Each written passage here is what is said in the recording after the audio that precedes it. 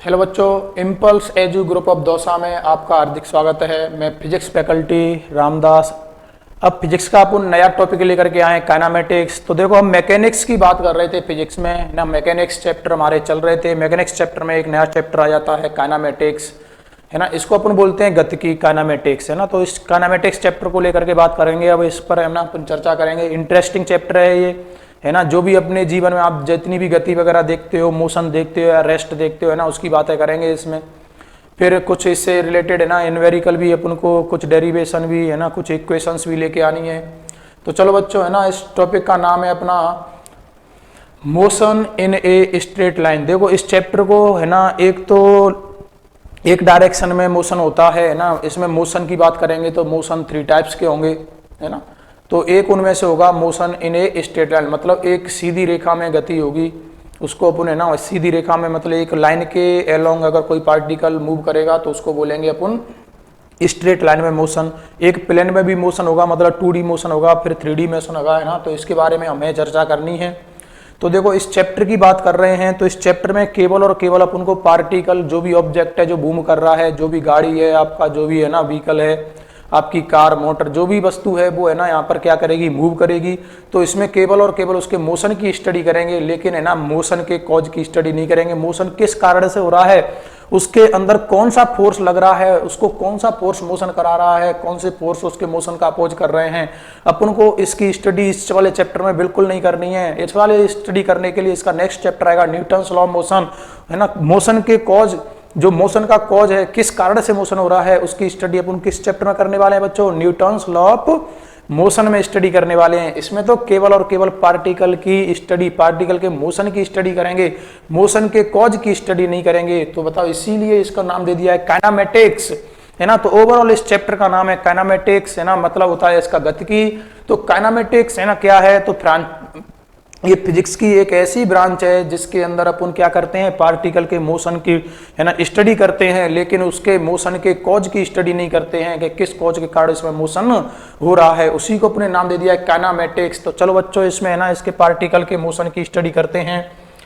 तो सबसे पहली बात यहाँ पर अपनी आ जाती है कि motion in a straight line. तो देखो, मैंने आपसे बोला है कि मोशन को अपन 3 पार्ट्स में पढ़ेंगे, टाइप ऑफ मोशन। एक तो होता है 1D, मतलब 1 डायमेंशनल, जिसमें पार्टिकल एक ही डायरेक्शन में चलेगा एट ए टाइम, वो केवल और केवल, है ना, एक ही डायमेंशन को चेंज करेगा, या तो एक्स डायरेक्शन में, या फिर वाई डायरेक्शन में, या फिर जेड डायरेक्शन में चलेगा बच्चों। तो इसको बोलेंगे 1D मोशन।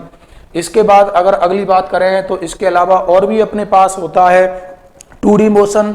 2D मोशन का मतलब होता है एक प्लेन में मोशन करे, एक गति में मोशन करता है, एक पूरे प्लेन एक सरफेस पर मूव करता है, उसको अपन बोलते हैं 2D मोशन, है ना। 1D मोशन का मतलब ये, आपके घर पर बताओ एक कपड़े सुखाने वाला तार लगा होता है, उस तार पर एक चींटी को पकड़ करके छोड़ दो, तो बताओ वो चींटी है वो एक ही रेखा में चलेगी, मतलब एक स्ट्रेट लाइन के अलोंग चलेगी, उसी को बोलेंगे, है ना, motion in a straight line. मैंने एक अच्छा एग्जाम्पल आपको बताया है ना। उस वायर पर जिस पर आप कपड़े सुखाते हो, बताओ उस वायर पर अगर एक चींटी को पकड़ करके छोड़ दो, अगर वो चींटी, बताओ, उस वायर पर या तो बताओ फॉरवर्ड डायरेक्शन में जाएगी या फिर बैकवर्ड डायरेक्शन में जाएगी, लेकिन जाएगी एक ही स्ट्रेट लाइन में, है ना। एक स्ट्रेट लाइन में भी 2 डायरेक्शन हो गई, एक तो फॉरवर्ड और एक बैकवर्ड। सपोज ये एक एक्स एक्सिस है ना, वेक्टर में अपन बात कर चुके हैं। अगर ये एक्स एक्सिस है तो इसकी फॉरवर्ड डायरेक्शन को प्लस आई कैप ले लेंगे, तो बैकवर्ड को माइनस आई कैप से रिप्रेजेंट कर देंगे। अगर ये बाई डायरेक्शन है तो बताओ इसके ऊपर वाली डायरेक्शन को प्लस जे ले लेंगे, नीचे वाली को माइनस। ऐसे ही इस जो आपको जो बोर्ड दिख रहा है, इस बोर्ड के परपेंडिकुलर अगर आउटवर्ड है तो उसको प्लस के कैप से रिप्रेजेंट करेंगे, और ये बोर्ड के परपेंडिकुलर इनसाइड है तो उसको माइनस के से रिप्रेजेंट करेंगे। तो ऐसे करके अपने पास में 3 डायरेक्शन हो जाती हैं। और एट ए टाइम अगर पार्टिकल केवल एक ही डायरेक्शन में मोशन करता है, अपने कोऑर्डिनेट को केवल और केवल एक ही डायरेक्शन में चेंज करता है, उसको बोलते हैं 1D मोशन, मतलब 1D मोशन, या फिर इसको स्ट्रेट लाइन के मोशन बोल देंगे ना। अगर कोई पार्टिकल स्ट्रेट लाइन में मोशन करता है, स्ट्रेट लाइन में मूव करता है, तो अपन उसको क्या बोल देते हैं, उनको बोल देंगे 1D motion, motion in a straight line. सबसे अच्छा एग्जांपल है जो मैंने तार लेकर के बताया है। इसके बाद में अपन पढ़ेंगे इसमें, है ना, 2D मोशन। 2D मोशन में क्या होता है बच्चों, कोई भी पार्टिकल जो होता है एट ए टाइम अपने 2 कोऑर्डिनेट चेंज करने वाला होगा। जैसे मैंने बोला पहले, वो, है ना, 0,2 पर था, मतलब x में 0 y में 2 पर था, लेकिन बताओ कुछ आफ्टर टाइम t, कुछ समय बाद बताओ उसके कोऑर्डिनेट चेंज होकर के 3,5 हो गए, मतलब वो बताओ x में 0 से लेकर के बताओ 5 में चला गया, और पहले y में बताओ 2 पे था, तो अब कितने में पहुंच गया, 3 में पहुंच गया। मतलब एक एट ए टाइम उसने अपने दो कोऑर्डिनेट चेंज किए हैं, उसको अपन बोलेंगे 2D मोशन। आपके घर में कॉकरोच डोलते ही रहेंगे, डोलते ही रहते होंगे, आपने कॉकरोच अपने ना रूम के फर्श पर बताओ भगते हुए देखा है, वो एक प्लेन में चलता है, मतलब कभी इधर चलता है, कभी इधर चलता है, कभी इधर चलता है।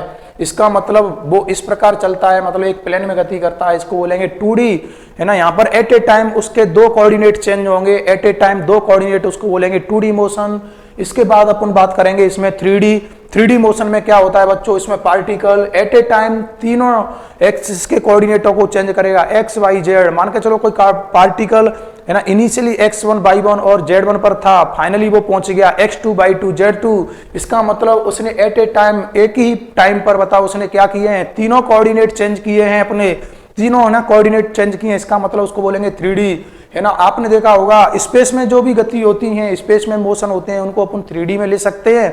जैसे अगर कोई काइट है, वो बताओ स्पेस में उड़ रही है, फ्लाई कर रही है। अगर कोई एरोप्लेन है, बताओ एरोप्लेन भी अगर स्पेस में फ्लाई कर रहा है, तो उसकी कंडीशन क्या क्या हो सकती है, देखो वो ऊपर भी जा सकता है, नीचे भी आ सकता है। मतलब एक कोऑर्डिनेट चेंज कर लिया, सपोज है ना, ये वाला एक कोऑर्डिनेट चेंज हो गया, तो बताओ राइट और लेफ्ट भी हो सकता है, मतलब दो कोऑर्डिनेट चेंज हो गए, वो आगे पीछे भी हो सकता है। इसका मतलब तीनों कोऑर्डिनेट चेंज होंगे, इसको बोलेंगे 3D मोशन।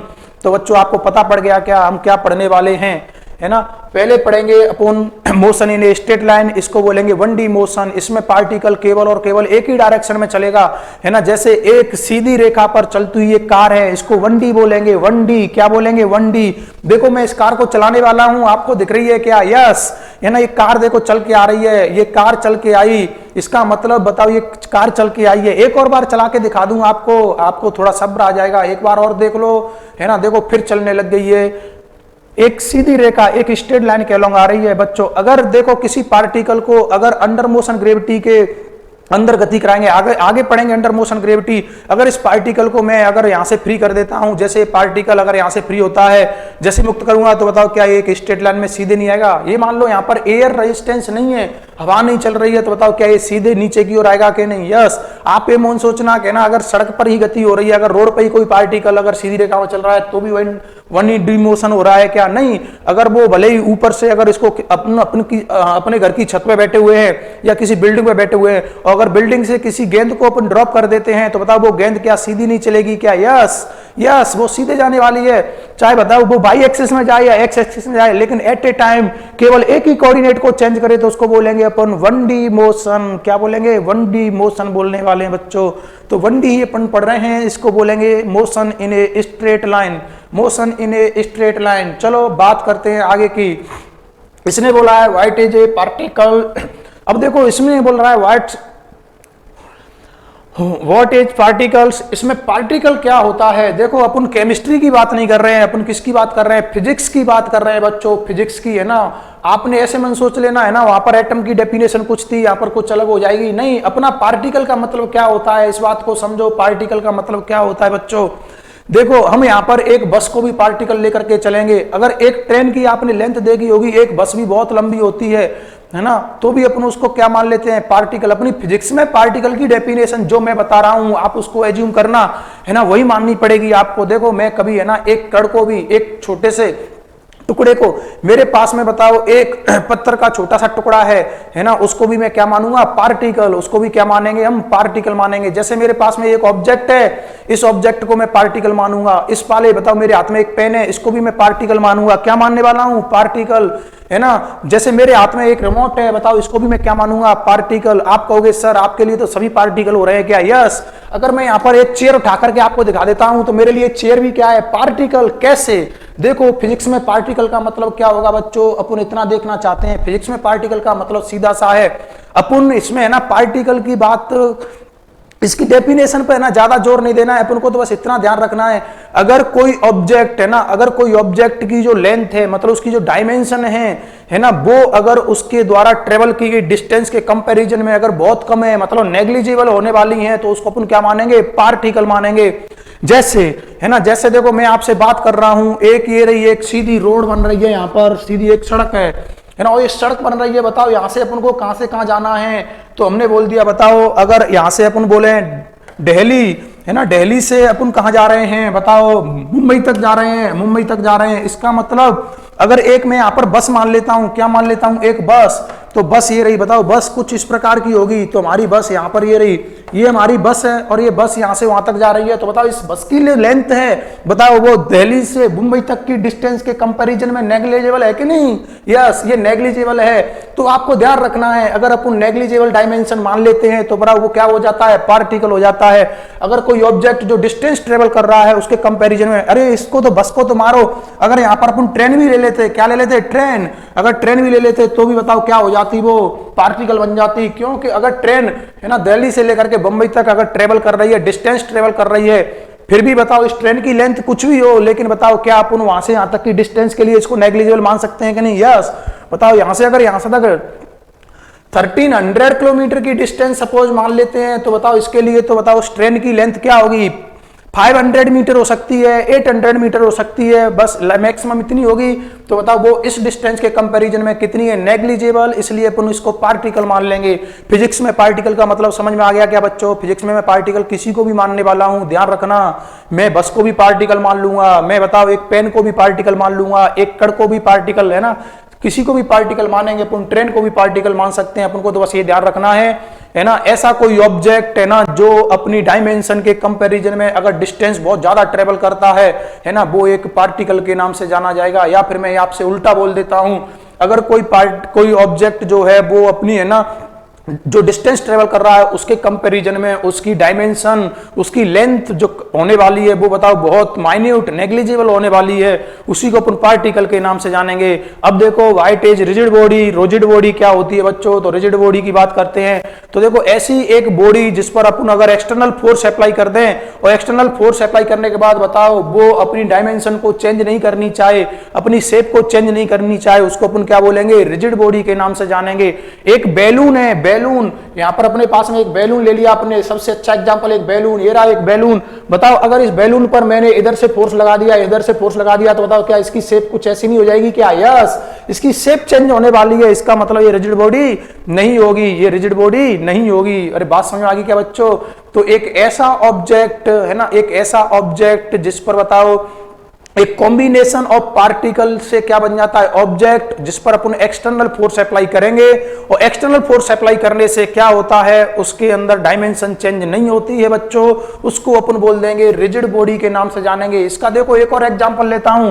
सपोज मैंने यहां पर एक आयरन का पीस ले लिया है, कोई आयरन का एक टुकड़ा है और बताओ ये छोटे छोटे पार्टिकल से मिलकर के बना होगा। आयरन के पार्टिकल, है ना, ये जिससे बनकर मिलकर बना है, उसमें ये छोटे छोटे पार्टिकल्स बहुत सारे होंगे। अरे होंगे कि नहीं? यस। हम इस पर क्या लगाने वाले हैं? फोर्स लगाने वाले हैं, एक्सटर्नल फोर्स लगाने वाले हैं। अब देखो मैं फोर्स लगा रहा हूं, यहां पर मैंने फोर्स अप्लाई किया इन पर, तो मैं इनमें से दो पार्टिकल को इंडिकेट कर रहा हूं बच्चों, एक पार्टिकल ले रहा, एक पार्टिकल ले रहा। इन दोनों पार्टिकलों की बात कर रहा हूं, एक ये वाला और एक वाला।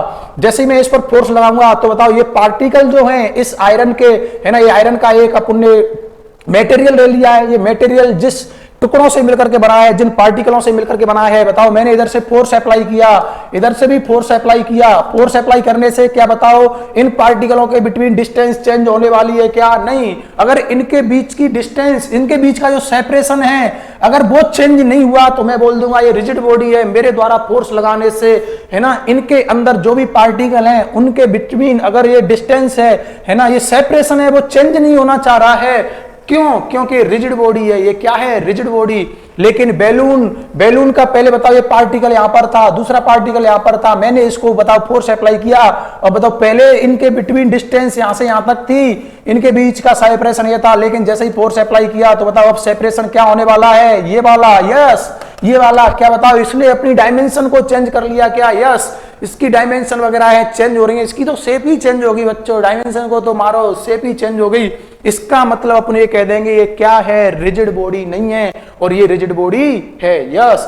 तो ध्यान रखना, अगर उस पर एक्सटर्नल फोर्स अप्लाई कर दिया जाए और एक्सटर्नल फोर्स अप्लाई करने के बाद भी बताओ no change in its dimension, अपनी डायमेंशन में चेंज नहीं करे, उसी को अपन रिजिड बॉडी के नाम से जानेंगे। यस। आगे चलते हैं, अपन आगे बात करते हैं, है ना। आगे देखो अपने पास में क्या दे रखे हैं इसने, आपको है ना ये क्लियर हो गया होगा कि ना पार्टिकल क्या माना है अपन ने, रिजिड बॉडी क्या मानी है। यस, आगे की बात करें रेस्ट और मोशन, है ना, रेस्ट और मोशन क्या होता है। तो देखो बच्चों, इसने बोला है व्हाट इज रेस्ट, रेस्ट क्या है ना। तो देखो अपन रेस्ट और की बात करें तो देखो यहाँ पर एक ये रहा, यहाँ पर एक सिस्टम रखा हुआ है, आपको एक स्क्रीन दे रही है, एक सिस्टम की स्क्रीन दे रखी है आपको, ये टेबल पर रखा हुआ है बच्चों। अगर ये रखा हुआ है तो अपन है ना नॉर्मली क्या बोल देते हैं, रेस्ट में है। यहाँ पर एक बालक जो खड़ा हुआ है ना, ये भी अपन को क्या बोल दिख रहा है, रेस्ट में दिख रहा है। तो टीवी एट रेस्ट, इसने बोला ये जो टीवी यहाँ पर स्क्रीन रखी हुई है बताओ वो रेस्ट में है। ऐसे ही बताओ ये फैन, अगर ये फैन बताओ यहाँ पर एट रेस्ट बोल दिया अपन ने, क्या बोल दिया, एट रेस्ट। तो देखो अपन क्या बोल रहे हैं, if a body does not change its position with respect to surrounding then the body said to be rest. इसने क्या बोला है, अगर कोई ऑब्जेक्ट, अगर कोई बॉडी जो है वो अपने सराउंडिंग के रेस्पेक्ट में है ना क्या कर रही है, सराउंडिंग के ना पोजीशन को चेंज नहीं करे, इसने बोला है not change its position, not change in position, उसी को अपन क्या बोलेंगे, है ना रेस्ट बोलेंगे। अपन के ये बोल रहा है अपने आसपास के सराउंडिंग के है ना रेस्पेक्ट में अगर कोई बॉडी अपनी पोजीशन को चेंज नहीं करे, उसकी इनिशियल पोजीशन और फाइनल पोजीशन क्या होने वाली है, सेम होने वाली है, उसको अपन बोल लेंगे रेस्ट। इसको और अच्छे से समझो, और अच्छे से समझो। देखो इसका मतलब क्या है रेस्ट का मतलब, तो हम इसको और अच्छे से समझने वाले हैं, है ना। अपन बात कर रहे हैं बच्चों किसकी, रेस्ट की। रेस्ट क्या होने वाला है, रेस्ट क्या होता है, चलो देखते हैं। रेस्ट की बात करें तो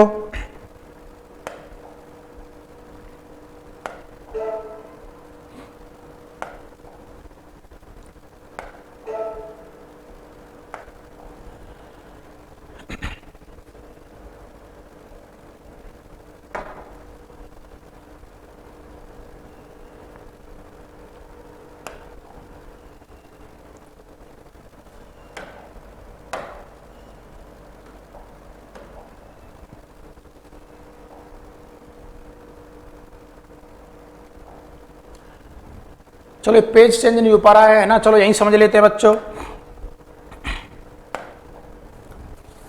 जैसे देखो अपन ने एक रेफरेंस पॉइंट मान लिया, क्या मान लिया, एक रेफरेंस पॉइंट है ना। तो देखो आप समझो ये रहा, हम यहाँ पर एक रेफरेंस, एक सीधी रोड थी अपने पास में, एक सीधी सड़क है, ये क्या है, एक सीधी रोड बन रही है।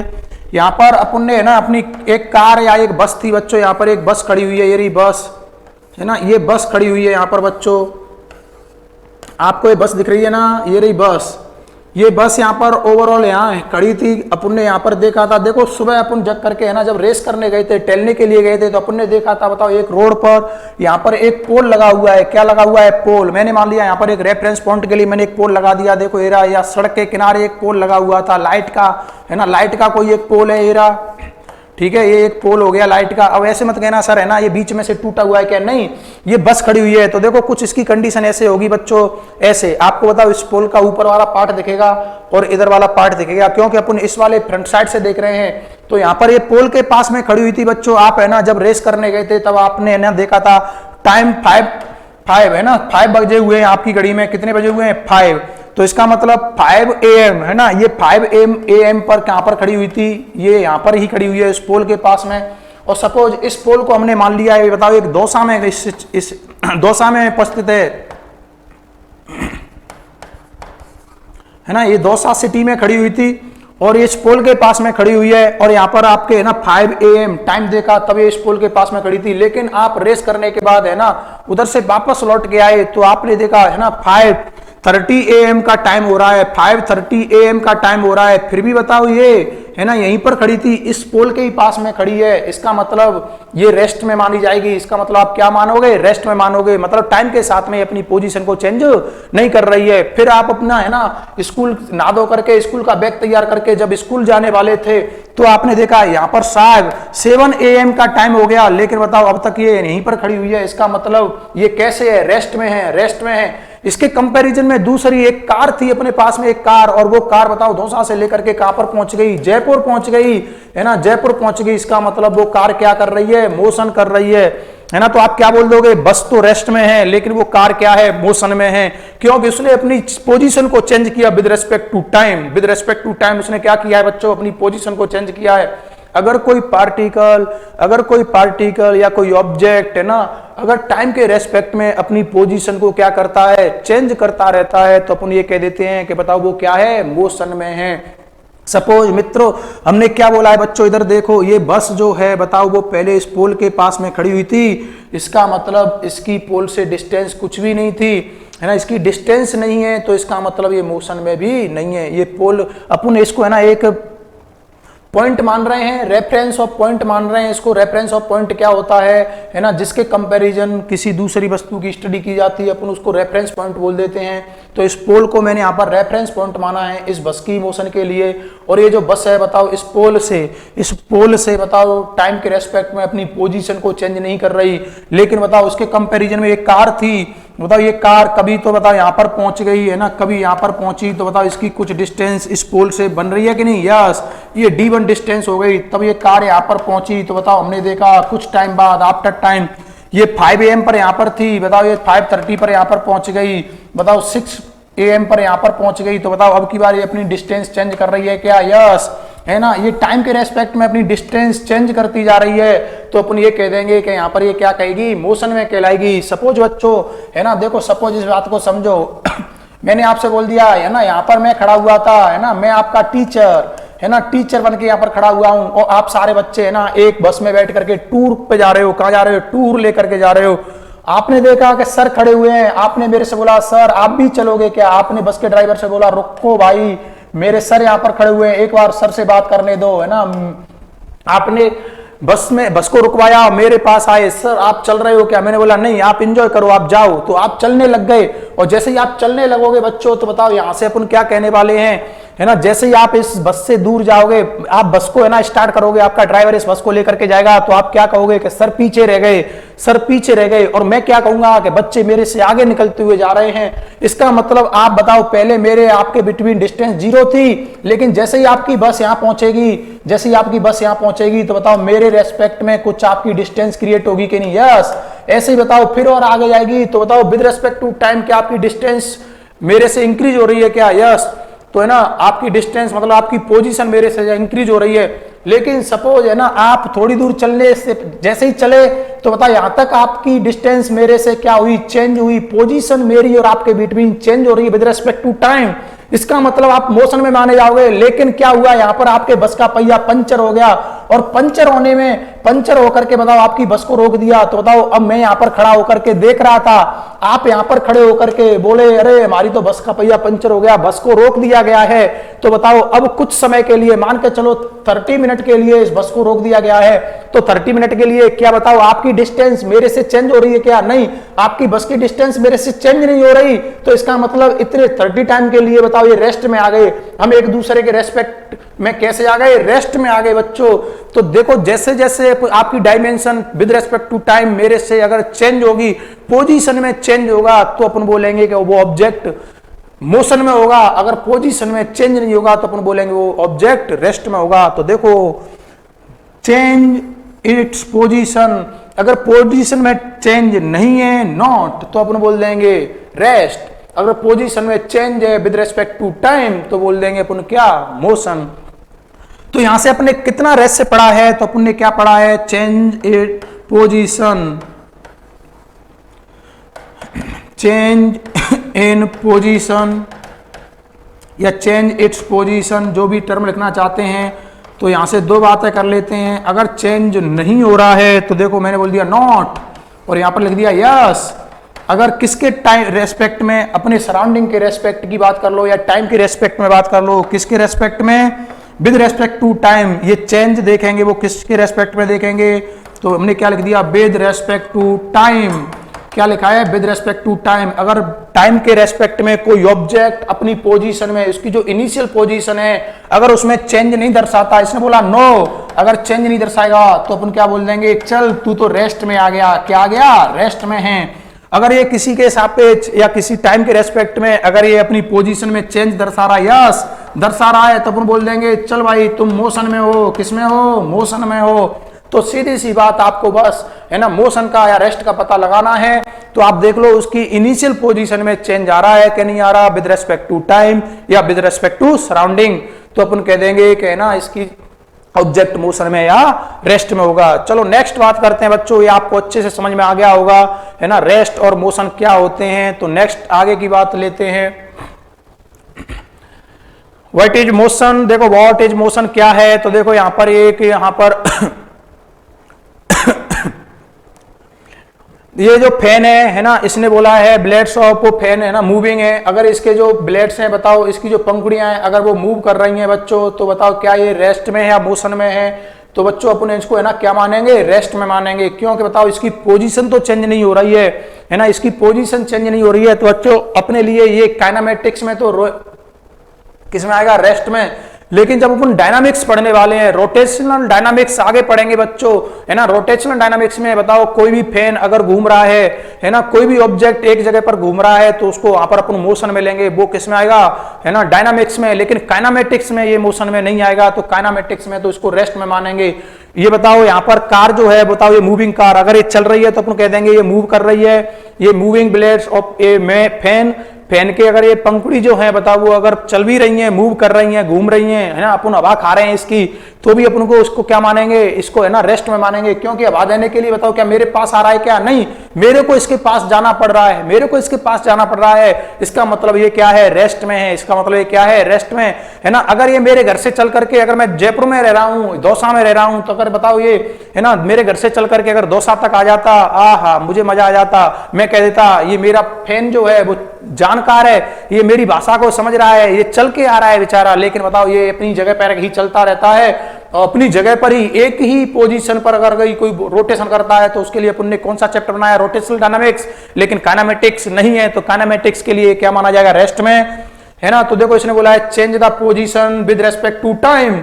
अगर कोई ऑब्जेक्ट टाइम के रेस्पेक्ट में अपने अंदर चेंज दर्शाता है, अपनी पोजीशन में चेंज दर्शाता है, तो उसी को अपन क्या नाम देते हैं, मोशन। ये डेफिनेशन है मोशन की, है ना। व्हाट इज मोशन, मोशन क्या है, तो आप नीचे देख लो क्या लिख रहा है, change the position with respect to time. अगर टाइम के रेस्पेक्ट में कोई अपनी पोजीशन में चेंज दर्शाने वाला है तो अपन को उस मोशन में बोलेंगे। देखो ये रहा, ये टाइम के रेस्पेक्ट में ना क्या दर्शा रहा है, अपनी है ना पोजीशन में चेंज दर्शा रहा है, इसलिए अपन कह देंगे ये मोशन में है कार।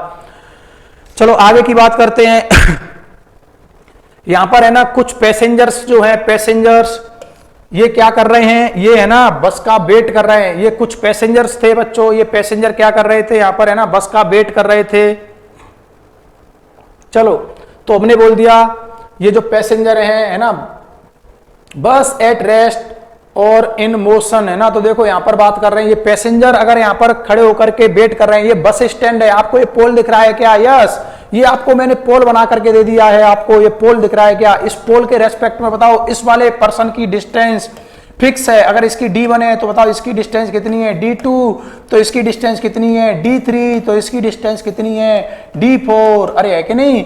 तो कुल मिलाकर के ये इस पोल के रेस्पेक्ट में बताओ अपनी पोजीशन में चेंज नहीं दर्शा रहे। इसका मतलब ये सारे के सारे क्या है, रेस्ट में है। लेकिन बताओ आपने देखा ये बस यहां से चल करके इधर आ रही थी कि नहीं, यस। इसने बताओ क्या किया, पहले ये पोल से इतनी डिस्टेंस पर थी, बताओ पहले ये यहां पर थी, अभी चल के आई है, आपने देखा होगा पहले यहां पर थी, तो बताओ इसकी डिस्टेंस यहां से यहां तक कुछ थी। लेकिन बताओ इसने अपनी डिस्टेंस को डिक्रीज किया है कि नहीं, यस। अपनी पोजीशन को चेंज किया है विद रेस्पेक्ट टू पोल, या बस स्टैंड का जो पोल है, यहाँ पर बस स्टैंड है, तो इस बस स्टैंड से बताओ ये टाइम के रेस्पेक्ट में अपनी पोजीशन को चेंज कर रही है। मतलब ये डिस्टेंस कम ज्यादा होती आ रही है ना। या तो डिस्टेंस को डिक्रीज करे या इंक्रीज करे विद रेस्पेक्ट टू टाइम की बात करें, तो बताओ ये क्या होगा, मोशन में माना जाएगा। तो ये सारे पैसेंजर्स जो खड़े हुए वो वेट कर रहे थे बस का, तब तक ये रेस्ट में थे। लेकिन ये जैसे ही इस बस के अंदर बैठेंगे तो बताओ बस की वेलोसिटी से जाएंगे, तो अपन ये कह देंगे मोशन में हो जाएंगे। तो आपने देखा है ना इसमें क्या हो रहा है। देखो एक बार फिर मैं बस को चला के दिखाने वाला हूं। इधर देखो बस कैसे चल के आई, तो यहाँ पर पैसेंजर खड़े होकर के वेट कर रहे थे, यस। अब देखो यहाँ से क्या हुआ, वो बस वहां पर है, देखो कैसे पास में आ रही है। पहले इसकी डिस्टेंस इतनी है, अब ये पास में आ गई। इसका मतलब बताओ ये इसके साथ पोजीशन चेंज कर रही है, इसका मतलब ये क्या है, मोशन में होकर के आई थी। चलो नेक्स्ट बात कर लेते हैं बच्चों अपन कुछ। Passengers in the bus are at rest relative to each other, है ना। देखो इसने क्या बोला है, इस बात को देखते हैं अपन। हम बस में है ना मोशन कर रहे होते हैं, जैसे भी मैंने एक आपको एग्जांपल दिया था कि जैसे बच्चों देखो आप टूर पर जा रहे हो, आप क्या जा रहे हो, टूर पर। यहां पर है ना मैं खड़ा हुआ हूं,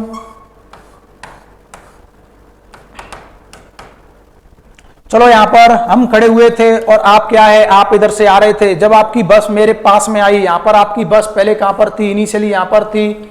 जब ये आपकी बस यहाँ पर थी तो है ना, आप वही वाली बात, आप टूर करने के लिए जा रहे हो, घूमने के लिए जा रहे हो, है ना। जब आपकी बस यहाँ पर थी तो आपने बस को रोका, थोड़ी देर है ना, पूछा सर चल रहे हो क्या। मैंने कहा नहीं, आप तो इंजॉय करो, मजे करो, जाओ मस्त रहो, खाओ पियो मजे करो।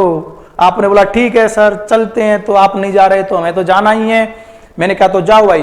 तो देखो जैसे ही आप बताओ मेरे से दूर होते जा रहे हैं, तो आप मेरे रेस्पेक्ट में क्या हो, मोशन में हो, क्योंकि मेरे रेस्पेक्ट में आप क्या कर रहे हो, पोजीशन में चेंज करते जा रहे हो। आपकी पोजीशन मेरे से चेंज होती जा रही है विद रेस्पेक्ट टू टाइम। तो देखो ये यहाँ पर रिलेटिव का बहुत ज्यादा रोल है ना। ये मोशन और रेस्ट क्या है, रिलेटिव क्वांटिटी है ना। अपन अगर कोई आपसे ये कह दे कि बताओ वो ऑब्जेक्ट जो है वो मोशन में है या रेस्ट में, तो आप बोलना भाई किसके रेस्पेक्ट में बात कर रहे हो, किसी के रिलेटिव बताना है ना। मोशन, रेस्ट, पोजीशन ये क्या है, सारी की सारी है ना, ये रेस्ट मतलब रिलेटिव क्वांटिटी है ना। वो किसके रेस्पेक्ट में बात कर रहा है ना, वो वाली बात करेंगे। तो देखो अगर आपकी जो बस है वो मेरे से दूर होती जा रही है, तो मेरे रेस्पेक्ट में आप क्या हो, मोशन में हो। मेरे रेस्पेक्ट में आप क्या हो, मोशन में हो। लेकिन बच्चों आपका मित्र और आप दोनों एक ही चेयर पर बैठे हुए हैं, आप पास पास वाली चेयरों पर बैठे हुए हैं। तो बताओ ये बस कितना भी मूव करती चली जाए, लेकिन आपके बीच की जो डिस्टेंस है, पोजीशन है, क्या वो with respect to time change होगी, क्या नहीं होने वाली है बच्चों, है ना। ये आपकी पोजीशन चेंज होने वाली नहीं है। इसका मतलब हम आपसे ये कह देंगे कि आप एक दूसरे के, है ना, आप एक दूसरे के रेस्पेक्ट में क्या हो, रेस्ट में हो। आप एक दूसरे के रिलेटिव क्या है, रेस्ट में है। आप एक दूसरे के रिलेटिव मोशन में नहीं है, क्यों, आपके बीच की डिस्टेंस चेंज नहीं हो रही है। बताओ यहाँ पर एक चेयर, दूसरी चेयर ये रही थी, आप यहाँ पर बैठे हो, आपका ना एक मित्र है वो यहाँ पर बैठा हुआ है, आपका फ्रेंड, और आप एक दूसरे से पास पास में बैठे हुए, तो आपकी पोजीशन चेंज नहीं हो रही है विद रेस्पेक्ट टू टाइम। तो आप दोनों एक दूसरे के रेस्पेक्ट में बताओ क्या हो, रेस्ट में हो। बस भले ही मूव करे, इससे अपन को कोई मतलब नहीं, बस खड़ी रहे या मूव करे, आप एक दूसरे के रेस्पेक्ट में क्या हो, आप एक दूसरे के रिलेटिव रेस्ट में हो। अब देखो एक चेयर ये बैठ रही, बस की एक चेयर ये यहाँ पर है, एक चेयर ये रही, तो देखो ये दोनों के बीच की डिस्टेंस ये है, बीच में ये गैलरी बना दी है मैंने, है ना, ये गैलरी बन रही है बस की। अब क्या हुआ बच्चों, आपका मित्र यहाँ पर बैठा था, दूसरा मित्र यहाँ पर बैठा है ना, आपका एक, आप यहाँ पर बैठे हो, आपका कोई है ना क्लासमेट यहाँ पर बैठा हुआ है। तो बताओ क्या आपके बीच की डिस्टेंस, बताओ क्या ये बीच वाली डिस्टेंस फिक्स नहीं रहेगी क्या, यस। तो आप एक दूसरे के रेस्पेक्ट में क्या हो, रेस्ट में होने वाले हो, है ना। तो अगर आपसे पूछे क्या है ना, कोई ऑब्जेक्ट मोशन में है या रेस्ट में है, तो आप बोलना सबसे पहले क्या है ना, आप किसके रिलेटिव बात कर रहे हो, है ना। अगर आप रिलेटिव बात करोगे तभी बता पाएंगे, वरना आप उन नहीं बता पाएंगे। और यस या नो, यस। लेकिन बताओ इस बस के अंदर एक क्या है, कंडक्टर है, और कंडक्टर क्या कर रहा है बताओ, वो पीछे से है ना टिकट देते हुए आ रहा है, और आप आगे ड्राइवर के जस्ट पीछे वाली सीट पे बैठे हो। तो बताओ पहले कंडक्टर यहाँ पर खड़ा हुआ था, है ना, यहाँ पर खड़ा हुआ है, तो आप क्या कहोगे कि कंडक्टर से हमारी डिस्टेंस जो है वो बताओ यहाँ से यहाँ तक की है। लेकिन ये बताओ जैसे जैसे ये आगे बढ़ते हुए आएगा, ये है ना टिकट लेते हुए आ रहा है, तो आप एक ही बस में चल रहे हो, लेकिन बताओ आप यहाँ पर रुक के, है ना, एक दूसरे के रेस्पेक्ट में, आपने अभी रेस्ट में बोला था, लेकिन ये पैसेंजर जो कंडक्टर जो है बताओ वो क्या कर रहा है, टिकट लेते हुए आपके पास आ रहा है। तो मतलब आपके रेस्पेक्ट में ये क्या है, रेस्ट में, मोशन में है। ये आपके रेस्पेक्ट में क्या है, मोशन में है। ध्यान रखना, ये आपके रेस्पेक्ट में तो क्या माना जाएगा, मोशन में माना जाएगा, क्योंकि आपसे बताओ डिस्टेंस है ना चेंज कर रहा है विद रेस्पेक्ट टू टाइम, इसकी पोजीशन में चेंज आ रहा है। तो बस में बैठे हुए, देखो मैंने आपसे बोल दिया जितने भी पैसेंजर बैठे हुए हैं वो एक दूसरे के रेस्पेक्ट में, है ना, रेस्ट में माने जाएंगे, क्यों, वो एक दूसरे से अपनी पोजीशन चेंज नहीं कर रहे हैं। लेकिन कंडक्टर यहाँ पर है, बताओ सबसे पहले जो पीछे भाई साहब बैठे थे, ये भाई साहब बोल रहे थे ये मेरे पास था, लेकिन जैसे जैसे ये आगे जाते जाएंगे बताओ विद रेस्पेक्ट टू टाइम, है ना, क्या इनकी डिस्टेंस चेंज नहीं होती जाएगी इस पर्सन से, यस, पीछे वाले पर्सन से इसकी डिस्टेंस जो है with respect to time change होने वाली है। इसका मतलब ये कंडक्टर जो है वो आपके रेस्पेक्ट में, मोशन में है, लेकिन बस में बैठे सारे पैसेंजर एक दूसरे के रेस्पेक्ट में, है ना, कैसे हैं, रेस्ट में है ना, एक दूसरे के। तो ये रिलेटिव क्वांटिटी है, आपको ध्यान रखना है भाई मेरे, है ना, ये रिलेटिव क्वांटिटी है, बिना रिलेटिव के इसकी बात अपन को नहीं करनी है। आगे की बात करते हैं, passengers in the bus are in motion relative to people at bus stop, है ना। यहाँ पर कुछ व्यक्ति बस स्टॉप पर खड़े हुए हैं, है ना, और कोई बस जो है वो क्या कर रही है, ये रही बस, देखो पहले यहाँ पर ये इसके जस्ट बस स्टैंड से निकलने वाली है, और जैसे ही अपन बस स्टैंड से इसको चला रहे हैं तो बताओ इनके रेस्पेक्ट में ये जो पैसेंजर हैं, ये पैसेंजर बस में जितने भी बैठे हुए हैं, बताओ इन पैसेंजरों ने ये जो यहाँ पर जो पर्सन खड़े हुए थे उन पर्सनों के रेस्पेक्ट में बताओ क्या किया है, अपनी डिस्टेंस को, अपनी पोजीशन को with respect to time change किया है। इसका मतलब ये पैसेंजर क्या है, मोशन में है। ये पैसेंजर क्या है, ये सारे के सारे मोशन में हैं। और यस या नो? तो देखो रेस्पेक्ट में बात करेंगे आप या रिलेटिव क्वांटिटी में बात करेंगे आप, है ना। ये रिलेटिव क्वांटिटी है, कैसी relative quantity, motion and rest, है ना, ऑलवेज रिलेटिव बात की जाएगी। बिना रिलेटिव के इसका कोई अर्थ नहीं होगा, है ना, बिना रिलेटिव के कोई अर्थ नहीं होगा। तो देखो व्हाट इज रेस्ट, रेस्ट क्या है, what is rest, upon rest की बात कर रहे हैं, व्हाट इज रेस्ट। तो इसने बोला है a body has to be at rest, है ना, एक बॉडी को अपन तब रेस्ट में कहेंगे, a body said to be at rest when there is no change of the position with respect to time. आपको ये डेफिनेशन है ना बिल्कुल क्लियर हो गई होगी। अगर कोई ऑब्जेक्ट है ना टाइम के रेस्पेक्ट में अपनी पोजीशन में अगर चेंज नहीं दर्शाता है तो अपन उसको क्या नाम देने वाले हैं, उसको अपन नाम देने वाले हैं रेस्ट में है वो ऑब्जेक्ट। चलो नेक्स्ट बात करते हैं इसकी, है ना। आपको अब व्हाट इज मोशन, मोशन क्या है, तो बताओ इसका उल्टा बोल देंगे, है ना। अगर कोई भी जो ऑब्जेक्ट है वो विद रेस्पेक्ट टू टाइम अपनी पोजीशन में चेंज दर्शाएगा उसको अपन क्या बोलेंगे, है ना, उसको अपन बोल देंगे मोशन में बोल देंगे। अब देखो काइनामेटिक्स क्या है, तो ये एक है ना, काइनामेटिक्स जो है ये एक फिजिक्स की एक ब्रांच है ना। ये क्या है, फिजिक्स की ब्रांच। तो इसने बोला है ब्रांच ऑफ मैकेनिक्स, है ना। फिजिक्स में आपने मैकेनिक्स पढ़ी है क्या, तो ये मैकेनिक्स के अंतर्गत आती है। तो ये रही है ना ब्रांच ऑफ मैकेनिक्स। इसके अंदर अपन डील्स मतलब स्टडी करते हैं मोशन, है ना, of object without any reference of cause, है ना। केवल और केवल आपको ये ध्यान रखना है इसमें पार्टिकल के मोशन की स्टडी की जाती है, मोशन ऑफ पार्टिकल की स्टडी की जाएगी। पार्टिकल है ना किस कॉज से मोशन कर रहा है, उसको मैंने धक्का दिया है क्या, आपने खींचा है क्या, नहीं, अपन को इससे कोई मतलब नहीं है। उसको किसने धक्का दिया, उसको किसने पुश किया, किसने पुल किया, अर्थात उस पर किसने फोर्स अप्लाई किया। अपन को यहाँ पर फोर्स की स्टडी नहीं करनी है, किसकी करनी है स्टडी बच्चों, अपन को यहाँ पर स्टडी करनी है किसकी, मोशन की और रेस्ट की, मतलब पार्टिकल के मोशन की स्टडी करनी है। और अगर पार्टिकल के मोशन की स्टडी अपन करना चाहते हैं तो अपनी सीधी सी बात सिंपल एक ही है ना, इसमें उसके कॉज की स्टडी नहीं करेंगे। तो काइनेमेटिक्स क्या है, तो मैकेनिक्स की एक ऐसी ब्रांच है जिसके अंतर्गत, जिसके है ना अंतर्गत अपन क्या करने वाले हैं, है ना, स्टडी किसकी, मोशन की, है ना, मोशन की स्टडी करेंगे, लेकिन उसके कॉज की स्टडी नहीं करेंगे। चलो नेक्स्ट बात करते हैं बच्चों। इसके बाद देखो फिर इसने क्या बोला है, a system of coordinate axis with respect to which an event can be describe is called frame of reference, है ना। देखो यहाँ पर फ्रेम ऑफ रेफरेंस लेना बहुत जरूरी है। फ्रेम ऑफ रेफरेंस क्या होता है बच्चों, तो अपन क्या मानते हैं, एक फ्रेम ऑफ रेफरेंस है ना, एक सिस्टम की बात कर लेते हैं यहाँ पर, है ना। इसने बोला है एक्सिस, तो देखो अपन 3 एक्सिस है ना वेक्ट में पढ़ के आए हैं। एक तो एक्सिस ये रही, इस वाली को अगर एक्स एक्सिस मान लेते हैं तो इसको क्या मान लेंगे, वाई। तो देखो इसके परपेंडिकुलर होती है जेड एक्सिस, जैसे बताओ ये दोनों बोर्ड के प्लेन में हैं और ये भी एक दूसरे के परपेंडिकुलर हैं। तो तीसरी axis out of the plane, इस बोर्ड के आउटसाइड में और प्लेन के परपेंडिकुलर होगी। तो बच्चों देखो ये रही, ये है अपनी है ना तीसरी एक्सिस, क्या है ये तीसरी एक्सिस। लेकिन अब यहाँ पर इसको बनाए कैसे, तो बनाने के लिए बताइए, जो बोर्ड मेरे पास में है ये 2D वो ऑब्जेक्ट है, ये कैसा है 2D, इसके अंदर केवल और केवल 2 डायमेंशन है, एक तो इसकी लेंथ और एक विड्थ। तो बताओ लेंथ को मैंने x से बना दिया, विड्थ को 22 से बना दिया। तो बताओ इसकी जो अगर कुछ मोटाई होती है ना, थिकनेस कुछ होती, तो अपन बोल देते क्या कि यहाँ पर है ना इसकी तीसरी एक्सिस भी शो कर सकते थे, लेकिन अब नहीं कर पाएंगे। तो तीसरी एक्सिस को मैंने है ना ऐसे शो कर दिया। कैसे शो किया है तीसरी एक्सिस को, तो तीसरी एक्सिस है ना मैंने ऐसे शो कर दी। तो इसको एक कोऑर्डिनेट सिस्टम बोल देंगे, क्या बोल देंगे, कोऑर्डिनेट सिस्टम। अब देखो कोई भी पार्टिकल पहले यहाँ पर था 0,0 पर था, यहाँ से उसने अपनी पोजीशन को है ना x1, y1 कर दिया, x1, y1 कर दिया। इसका मतलब इसने अपनी पोजीशन चेंज कर दी। अरे पोजीशन चेंज कर दी तो यहाँ पर अपन है ना क्या मानेंगे, फ्रेम ऑफ रेफरेंस मान के चलेंगे।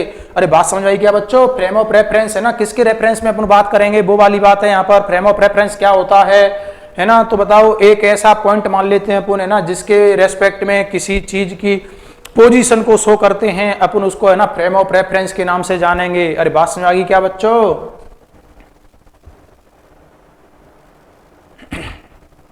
चलो है ना, या फिर इसको एक जगह मान लेंगे जहां पर कोई भी ऑब्जर्वर है ना, वो खड़ा होकर के किसी भी है ना पार्टिकल के मोशन की स्टडी कर रहा है, वो अपना नाम है ना उस जगह को मानेंगे फ्रेम ऑफ रेफरेंस। चलो आगे की बात करते हैं बच्चों, है ना। तो काइनामेटिक्स में अपन ने अब तक मोशन और रेस्ट की बात की है। मोशन क्या होता है, रेस्ट क्या होता है। तो rest and motion are relative term, very very important line है ये, रिलेटिव टर्म, है ना। मैंने आपसे बोल दिया था, है ना, एक कोई ऑब्जेक्ट मोशन में है, कैसे है, तो बताओ ये रिलेटिव टर्म पे डिपेंड करेगा कि है ना वो किसके रिलेटिव बात कर रहे हो आप, ये एक दूसरे के ना रिलेटिव टर्म है। तो देखो बच्चों यहाँ पर अभी एक बार देखो, ये बस जो है बताओ वो वहां से यहाँ पर चल के आई है ना, एक बार फिर देख लेना अगर आपको नहीं दिख रहा है तो, है ना। ये बस देखो कैसे चल के आ रही है, ये पैसेंजर्स जो हैं बताओ, ये सॉरी यहाँ पर है ना कुछ पर्सन जो है वो यहाँ पर खड़े हुए हैं बस स्टैंड पर, बस के अंदर पैसेंजर बैठे हुए हैं, और बताओ पैसेंजर देखो अब इनके पास में आ गए, यस ये पास में आए। तो देखो मैंने आपसे क्या क्या बोला है, पहले आप इनको बहुत अच्छे से समझ लो, मैंने आपसे क्या क्या बोला है। तो मैंने बोला है ये रिलेटिव टर्म है, ये क्या है, रिलेटिव, है ना। तो अगर मोशन और रेस्ट की बात की जाए तो सबसे पहले आपको ये सोचना है कि किसके रिलेटिव। अब बताओ मैंने बोला बच्चों मैं है ना बड़ा हूं या छोटा, मैं बड़ा हूं या छोटा हूं। अब आपने बोला कि सर बड़े हो, है ना, आपने बोला बड़े हो, तो ये गलत बोल दिया। मैंने आपसे ये तो नहीं पूछा किससे, है ना, आपने तो आंसर दे दिया आपके रेस्पेक्ट में, लेकिन मैं पूछ रहा हूं आपके पेरेंट्स से, तो मैं छोटा हो गया, आपके दादाजी से मैं छोटा हो गया। ऐसे ही मैंने बोला बताओ ये जो मैंने यहाँ पर एक लाइन खींची, बताओ ये लाइन जो है वो छोटी है या बड़ी है ना। तो आप बोलोगे सर किससे, कौन सी लाइन से, तो मैंने बोल दिया इस वाली लाइन से, तो आप बोलोगे छोटी है, और मैंने बोल दिया इस वाली लाइन से, तो आप बोलोगे बड़ी है। तो कुल मिलाकर के ऐसे ही है ना, कोई मोशन में या रेस्ट में है तो आप देख लेना किसके रेस्पेक्ट में बात कर रहे हो, किसके रिलेटिव बात कर रहे हो। अरे बात समझ में आ गई क्या बच्चों। अब देखो ये यहाँ पर फ्रेम ऑफ रेफरेंस, मैंने बोला था फ्रेम ऑफ रेफरेंस क्या होता है, अभी आपको बोला था एक ऐसा पोजीशन, एक ऐसी जगह होती है ना, जहां से कोई भी ऑब्जर्वर किसी भी पार्टिकल के मोशन की स्टडी करता है ना, उसको अपन फ्रेम ऑफ रेफरेंस के नाम से जानेंगे। मैंने क्या बोला, एक जगह, एक प्लेस है ना, जहां से कोई पर्सन, कोई ऑब्जर्वर खड़ा होकर के किसी की स्टडी का, है ना, किसी के मोशन की स्टडी कर रहा है, उसी को अपन नाम क्या देंगे, किस फिनोमिना को है ना वो ऑब्जर्व कर रहा है, उसी को अपन फ्रेम ऑफ रेफरेंस के नाम से जानेंगे। फिर एक बार है ना, फिर मैं आपसे बोल रहा हूं, आप ध्यान से बात है सुनो, है ना। आप अपने घर की छत के ऊपर खड़े हुए हो, देखो आपका मकान ये रहा, आपका यहाँ पर मकान मैंने ये बना दिया, ये आपका मकान है, और आप इस मकान की छत के ऊपर खड़े हुए हो, ये रहा छत, और यहाँ पर एक सड़क बन रही है, ये रही एक रोड, आपके है ना मकान के किनारे से एक रोड जाती है, और यहाँ पर बताओ एक बस इधर आ रही थी और बस आ रही थी, तो आप इस बस की स्टडी कर रहे हो, किस जगह से कर रहे हो, किस जगह से कर रहे हो, तो बताओ आप इस वाली जगह से कर रहे हो। तो बस आपकी जो छत है वही क्या होगी, फ्रेम ऑफ रेफरेंस, वही क्या होगी, फ्रेम ऑफ रेफरेंस। यस ये फ्रेम ऑफ रेफरेंस। और अगर आप है ना आपके घर में ऊपर नीचे जाने के लिए एक लिफ्ट लगी हुई है, ये रही एक लिफ्ट, ये रही लिफ्ट, आप लिफ्ट के अंदर खड़े हो गए, आप लिफ्ट के अंदर खड़े हो गए, अब ये लिफ्ट क्या कर रही है, अपवर्ड डायरेक्शन में जा रही है, और आप देख रहे हो कि बताओ इधर से एक बस आ रही थी, इधर से एक कार जा रही थी, इन दोनों में क्या हुआ, टकराव हुआ, कॉलिजन हो गई, कॉलिजन हो गई। तो आप किसी भी फिनोमिना की स्टडी जिस जगह से करते हो उसी जगह को रेफरेंस, फ्रेम ऑफ रेफरेंस के नाम से जानते हैं, फ्रेम ऑफ रेफरेंस के नाम से जानते हैं। अगर आप लिफ्ट के अंदर खड़े हो, है ना, तो आपकी जो लिफ्ट है वो फ्रेम ऑफ रेफरेंस है ना, और आप छत पर खड़े हो तो वो छत की जो पोजीशन, जगह जिस पर आप खड़े हो वो क्या है, फ्रेम ऑफ रेफरेंस। ध्यान रखना आप कभी भी फ्रेम ऑफ रेफरेंस नहीं होंगे, है ना, ऑब्जर्वर कभी भी फ्रेम ऑफ रेफरेंस नहीं होता। फ्रेम ऑफ रेफरेंस क्या होता है, वो प्लेस, जिस प्लेस पर ऑब्जर्वर खड़ा होकर के स्टडी कर रहा है ना, किसी फिनोमिना की स्टडी कर रहा है सॉरी बच्चों, है ना, तो जिस फिनोमिना की वो क्या कर रहा है, स्टडी कर रहा है, उसी जगह को अपन है ना बोलेंगे। जैसे यहां पर बताओ ये बस स्टैंड पर खड़े हुए हैं, तो यहां पर बस स्टैंड वाली जगह क्या होगी, फ्रेम ऑफ रेफरेंस। आप अपनी छत पर खड़े होकर के स्टडी कर रहे हो, तो आपका छत का जो प्लेस, स्थान है जहां पर आप खड़े हो, है ना, वही क्या है, आपका फ्रेम ऑफ रेफरेंस होगा। आप चलती हुई लिफ्ट में, है ना, अगर ये लिफ्ट जो अपवर्ड डायरेक्शन में, या तो बताओ एक यूनिफॉर्म वेलोसिटी से, या फिर बताओ एक्सेलरेट हो रही है, या फिर रिटार्डेशन हो रहा है, जैसे भी मोशन कर रही है ना, अगर इस मोशन करती लिफ्ट से आप किसी भी फिनोमिना की स्टडी कर रहे हो तो आपकी लिफ्ट भी क्या होगी, फ्रेम ऑफ रेफरेंस। तो आपको अच्छे से मालूम पड़ा होगा फ्रेम ऑफ रेफरेंस क्या है बच्चों। यस आगे बढ़ते हैं, फ्रेम ऑफ रेफरेंस के बाद में है ना, इसने बोला है देखो एनोदर फ्रेम ऑफ रेफरेंस, है ना ये दूसरा फ्रेम ऑफ रेफरेंस है। फ्रेम ऑफ रेफरेंस बताओ रेस्ट में भी हो सकता है, मोशन में भी हो सकता है ना। कोई पर्सन अगर ट्रेन में बैठा हुआ है, वो ट्रेन में बैठा हुआ है ना, किसी बाहर की घटना को ऑब्जर्व कर रहा है, तो बताओ जिस ट्रेन में बैठा हुआ है वो ट्रेन की वो प्लेस जिस ट्रेन के कोच में बैठा हुआ है वही क्या कहलाएगा, अपना फ्रेम ऑफ रेफरेंस। अगर यहाँ पर ये पैसेंजर बैठे हुए हैं और ये बालक देख रहा है, ये बालक देख रहा है कि बताओ, है ना, एक मंकी आया बताओ, एक ठेले से केले को लेकर के भग गया, केले को लेकर के भग गया, तो ये बालक क्या कर रहा है, ऑब्जर्व कर रहा है और हंस रहा है, देख देख करके मजे कर रहा है। तो ये बालक किस में बैठा हुआ है, बस में बैठा हुआ है, तो ये बस क्या कहलाएगी, फ्रेम ऑफ रेफरेंस। और ये है ना स्टडी कर रहा है किसकी, मंकी की, कि मंकी देखो कैसे आया और इसने एक बनाना को उठाया और जाकर के बताओ फिर क्लाइंबिंग इन द ट्री, और वो ट्री पे चढ़ गया, है ना। तो इसने इस फिनोमिना को देखा, तो इसके लिए फ्रेम ऑफ रेफरेंस क्या होगा, बस। मतलब फ्रेम ऑफ रेफरेंस रेस्ट में भी हो सकता है, मोशन में भी हो सकता है, और मोशन में भी एक्सेलरेटेड, रिटार्डेशन, या फिर बताओ अगर ये घूमने वाली वस्तु है तो उसको भी फ्रेम ऑफ रेफरेंस माना जा सकता है। इसकी स्टडी अपन नेक्स्ट चैप्टर में करेंगे, है ना। न्यूटन्स लॉ ऑफ मोशन में फ्रेम ऑफ रेफरेंस 2 टाइप्स के होते हैं। यस, आगे की बात करो, नेक्स्ट इसमें क्या बोला है इसने,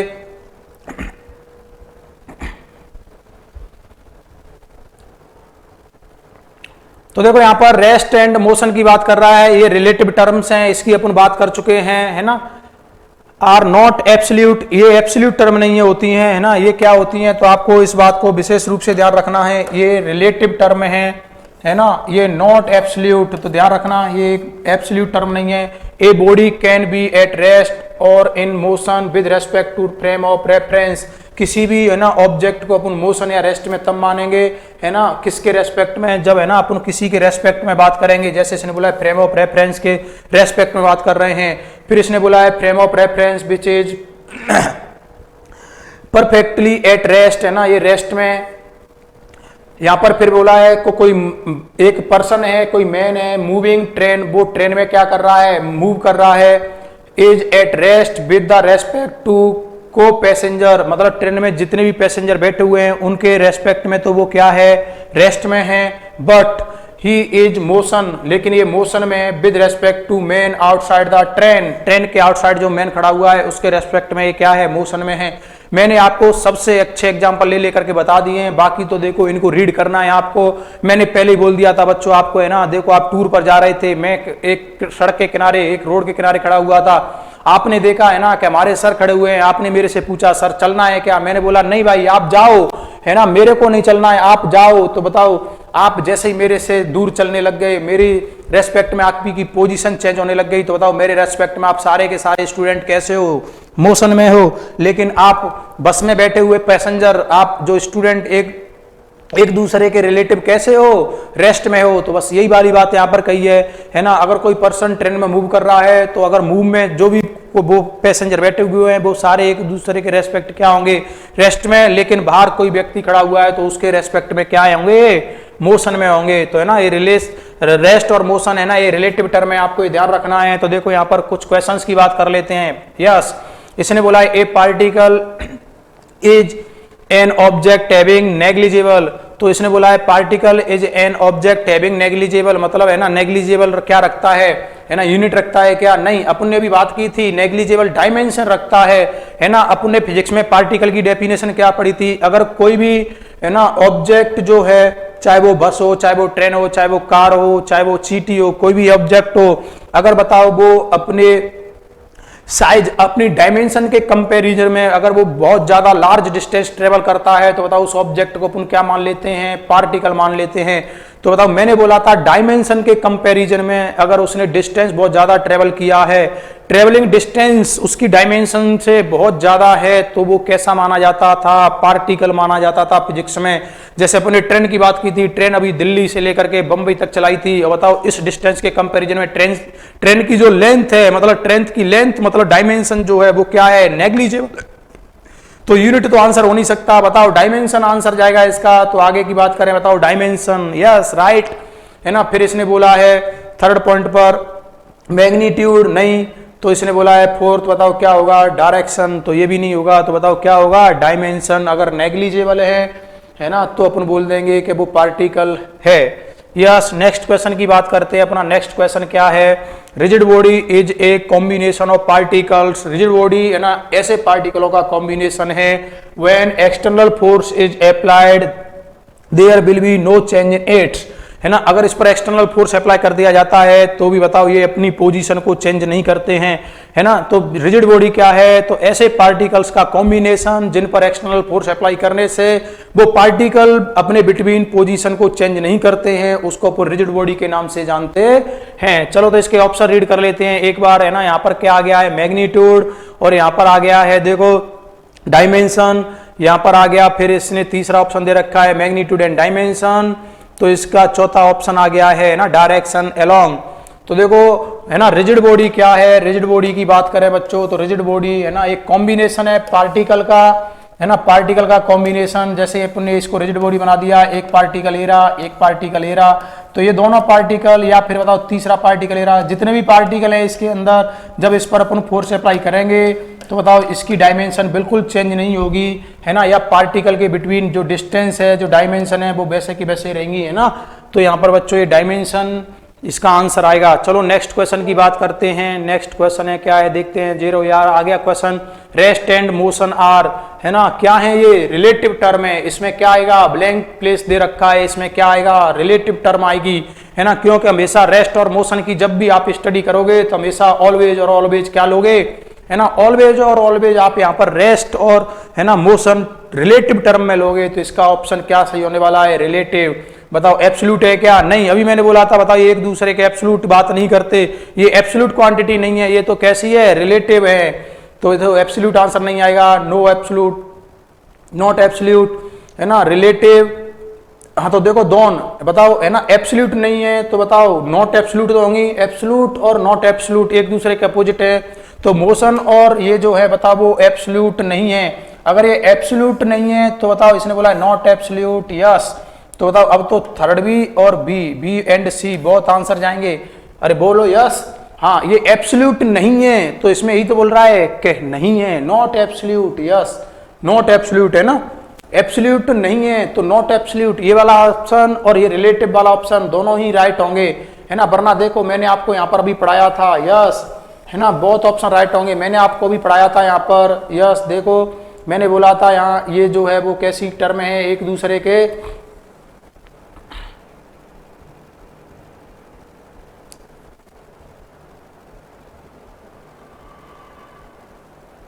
अभी अपन ने ना थोड़ी देर बात की थी अपन ने पहले।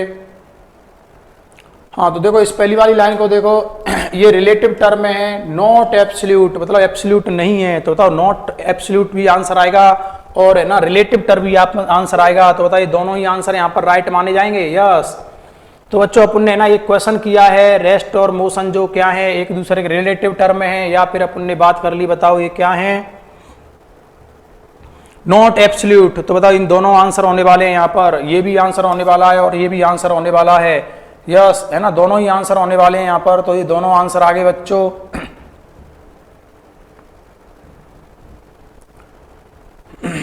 बहुत आंसर यहाँ पर आपको टिक करने हैं, रिलेटिव भी है, नॉट एब्सोल्यूट भी है। तो बताओ अगर चौथा ऑप्शन आपको है ना डी ऑप्शन जो दे रखा है वो यही दे रखा है, बहुत, है ना, बी एंड सी, तो बी एंड सी आंसर जाएगा। चलो नेक्स्ट बात कर लेते हैं इसकी आगे, टाइप्स ऑफ मोशन बच्चों, है ना, टाइप्स ऑफ मोशन क्या होते हैं। तो देखो मैंने जब चैप्टर चालू किया था आपको है ना इसके टाइप ऑफ मोशन की बात की थी। तो टाइप ऑफ मोशन बताओ कितने टाइप के होंगे, 3 टाइप, है ना। टाइप्स ऑफ मोशन की बात करें तो ये 3 टाइप के हो जाएंगे, कौन कौन से, तो यहाँ पर है ना हो जाएगा 1D मतलब 1 डायमेंशनल मोशन, और यहाँ हो जाएगा 2D मतलब 2 डायमेंशनल मोशन, और ये हो जाएगा 3D मतलब 3 डायमेंशनल मोशन। 1D क्या होता है बच्चों, अगर motion in a straight line, अगर मोशन स्ट्रेट लाइन के अलोंग होता है तो उसको 1D माना जाता है ना, मोशन अलोंग स्ट्रेट लाइन तो इसको माना जाता है 1D। अब इसको है ना इसके एग्जांपल क्या लिख सकते हैं बताओ, एक सीधी सड़क पर चलता हुआ एक कार है उसको अपन 1D में मान सकते हैं, या फिर बताओ हमने बोल दिया है कि है ना अंडर मोशन ग्रेविटी की बात करें तो अगर किसी बिल्डिंग से अपन क्या करते हैं, अगर किसी बॉल को यहाँ से है ना ड्रॉप कर देते हैं तो बताओ ये क्या बॉल एक स्ट्रेट लाइन में फॉलो नहीं करेगी क्या, यस, ये सीधी लाइन के अलोंग आएगी, ये ऐसे ही नीचे चली आएगी, तो अपन इसको क्या बोलेंगे, straight line motion, 1D motion के नाम से जाना जाएगा। 2D अगर है ना यहाँ पर मोशन जो है बताओ एक प्लेन में होता है उसको अपन मोशन इन ए प्लेन, तो देखो प्लेन में कैसे होता है, जैसे अपन ने ना यहाँ पर ये एक ऑब्जेक्ट मान रखा है, क्या मान रखा है, ये ऑब्जेक्ट, तो देखो मैंने ये ऑब्जेक्ट ले लिया, इस ऑब्जेक्ट को यहाँ से मैं थ्रो कर रहा हूँ, तो मैंने यहाँ से जैसे ही थ्रो किया, थ्रो करेंगे तो बताओ कुछ इस प्रकार चलेगा कि नहीं। यस, यू वेलोसिटी से थ्रो किया, पता है पहले यहाँ पर था, इसके कोऑर्डिनेट 0,0 थे, इसके कोऑर्डिनेट क्या थे 0,0, लेकिन अब क्या हुआ, ये आफ्टर टाइम, कुछ टाइम बाद है ना आफ्टर टाइम, है ना सम आफ्टर टाइम, तो यहाँ से टी टाइम के बाद बताओ यहाँ पर पहुंच गया, यहाँ से यहाँ तक का टाइम मैंने मान लिया सपोज T1 है, तो T1 टाइम पर यहाँ पर आ गया, तो बताओ इसकी पोजीशन एक्स में भी कुछ आ गई और वाई में भी कुछ आ गई, एक्स और वाई दोनों में आ गई। तो इसका मतलब इसने, है ना, पहले एक्स और वाई में ये 0 थी, अब यहाँ पर मैंने मान लिया ये x1 और कॉमा y1 ये वाली पोजीशन पर पहुंच गया, लेकिन कुछ देर बाद ये यहाँ पर पहुंचा और टाइम बाद यहाँ पर पहुंचा, तो यहाँ पर पहुंचने के बाद बताओ इसकी बाई में जो पोजीशन है वो ये आ गई, ये y1 थी तो ये y2, ये x1 थी तो बताओ क्या कर रहा है ये x2, तो इसका मतलब यहाँ के कोऑर्डिनेट है वो x2, y2 होंगे। बताओ अपने कोऑर्डिनेट चेंज कर रहा है कि नहीं। यस, तो बच्चों इसको बोलते हैं प्रोजेक्टाइल मोशन। कौन सा मोशन, प्रोजेक्टाइल मोशन। आगे चल करके अपन है ना इसी चैप्टर में बात करेंगे। पहले तो 1/1 स्टडी करेंगे, 1D की स्टडी करेंगे, खूब अच्छे से उस पर क्वेश्चन करेंगे, उसके बाद है ना 2D की वो स्टडी करेंगे। जब 2D की स्टडी करेंगे तो इसमें एग्जांपल आएगा projectile motion, circular motion. Circular motion भी क्या होता है, इसको प्रोजेक्टाइल मोशन बोलते हैं। फिर सर्कुलर मोशन क्या होता है बताओ, ये यहाँ पर अगर कोई पार्टिकल, ये जो पार्टिकल है वो इस सर्कल के अलोंग मूव करता है, बताओ ये रहा पार्टिकल, वो इस प्रकार चलेगा, और ये जो सर्कल है बताओ ये एक प्लेन में है, यहाँ पर बताओ ये बोर्ड के प्लेन में है, ये क्या है बोर्ड के प्लेन में है, ये एक प्लेन में मोशन कर रहा है। यस, पहले ये यहाँ पर था, बताओ इसको मैंने क्या मान लिया, है ना, इसको मैंने ऐसे मान लिया ये एक्स एक्सिस है, ये एक्स तो ये वाई है, तो बताओ जैसे ये यहाँ से यहाँ पर आएगा तो बताओ इसके एक्स में भी डायमेंशन चेंज हो रही है और वाई में भी चेंज हो रही है। इसका मतलब अपन ये कह देंगे कि यहाँ पर भी बताओ दोनों कोऑर्डिनेट चेंज हो रहे हैं, तो इसका मतलब 2D मोशन क्या होता है। अगर मोशन इन ए प्लेन, अगर मोशन एक प्लेन में होता है तो उसको 2D मोशन बोलेंगे, और इसके एग्जाम्पल होते हैं प्रोजेक्टाइल मोशन और सर्कुलर मोशन। अब बात आ जाती है बच्चों 3D मोशन की। क्या होती है 3D मोशन, अगर कोई ऑब्जेक्ट एट ए टाइम अपने तीनों कोऑर्डिनेटों को चेंज करता है तो मोशन इन ए स्पेस। इसका एग्जांपल क्या आता है बताओ, अगर कोई स्पेस में है ना एरोप्लेन उड़ रहा है तो वो 3D में आता है ना, फ्लाइंग काइट, अगर कोई पतंग है वो भी उड़ रही है तो बताओ वो भी क्या आएगा 3D में, कोई चिड़िया उड़ रही है तो वो भी 3D मोशन में आएगी, है ना। देखो उड़ती हुई चिड़िया बताओ ऐसे ऊपर नीचे भी हो सकती है, आगे भी पीछे भी हो सकती है, दाएं और बाएं भी हो सकती है, राइट और लेफ्ट भी हो सकती है, तो ये अपनी 3 डायमेंशन को एट ए टाइम चेंज कर सकती है। इसलिए बच्चों अपन ये कह देंगे कि यहाँ पर है ना ये कैसा मोशन है 3D मोशन। चलो अपने टाइप ऑफ मोशन की बात की तो इनको एक एक करके ले लेते हैं।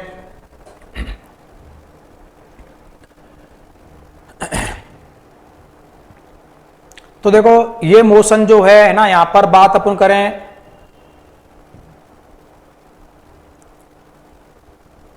इसने बोला what type of motion is this. देखो ये सारी की सारी जो चीटियां हैं बताओ वो एक ही डायरेक्शन में चल रही हैं, है ना, ऐसे करके मूव कर रही हैं, तो ये कैसा मोशन है, तो ये motion in a straight line. कैसा माना जाएगा, motion in a straight line माना जाएगा।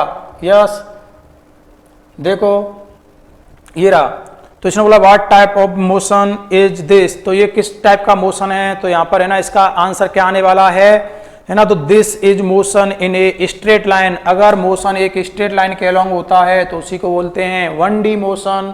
ये सारी की सारी देखो चीटियां जो हैं पता वो एक ही डायरेक्शन में चल रही हैं, तो इसका मतलब अपन बोल देंगे, है ना, ये सारे के सारे जो कीड़े मकोड़े हैं वो एक ही डायरेक्शन में चल रहे हैं, एक लाइन के अलोंग चल रहे हैं, तो इसका मतलब ये स्ट्रेट लाइन में मोशन हो रहा है, और इसी को बोलेंगे 1D मोशन। अरे बोलेंगे कि नहीं 1D मोशन।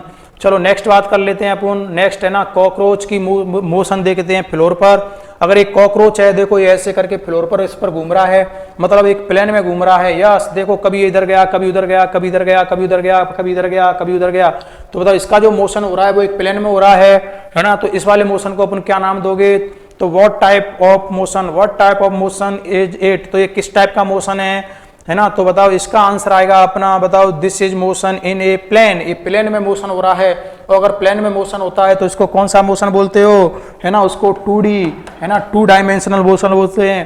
तो अभी जो है ना एक लाइन के स्ट्रेट लाइन के अलोंग हो रहा था उसको क्या बोला था अपन ने, उसको बोला था हमने क्या, है ना, motion in a straight line, मतलब 1D मोशन के, है ना, वो 1D टाइप में आएगा, और ये प्लेन में हो रहा है 2D टाइप में आएगा। चलो नेक्स्ट बात करते हैं आगे की। अगला मोशन है ना फ्लाइंग अनीबी, कोई अनीबी है वो फ्लाई कर रही है, तो देखो हाँ इसको तो बताओ व्हाट टाइप ऑफ मोशन, तो इसका है ना क्या टाइप होगा मोशन का, तो देखो ये किधर भी जा सकती है, अगर ये फ्लाई कर रही है तो this is motion in A space.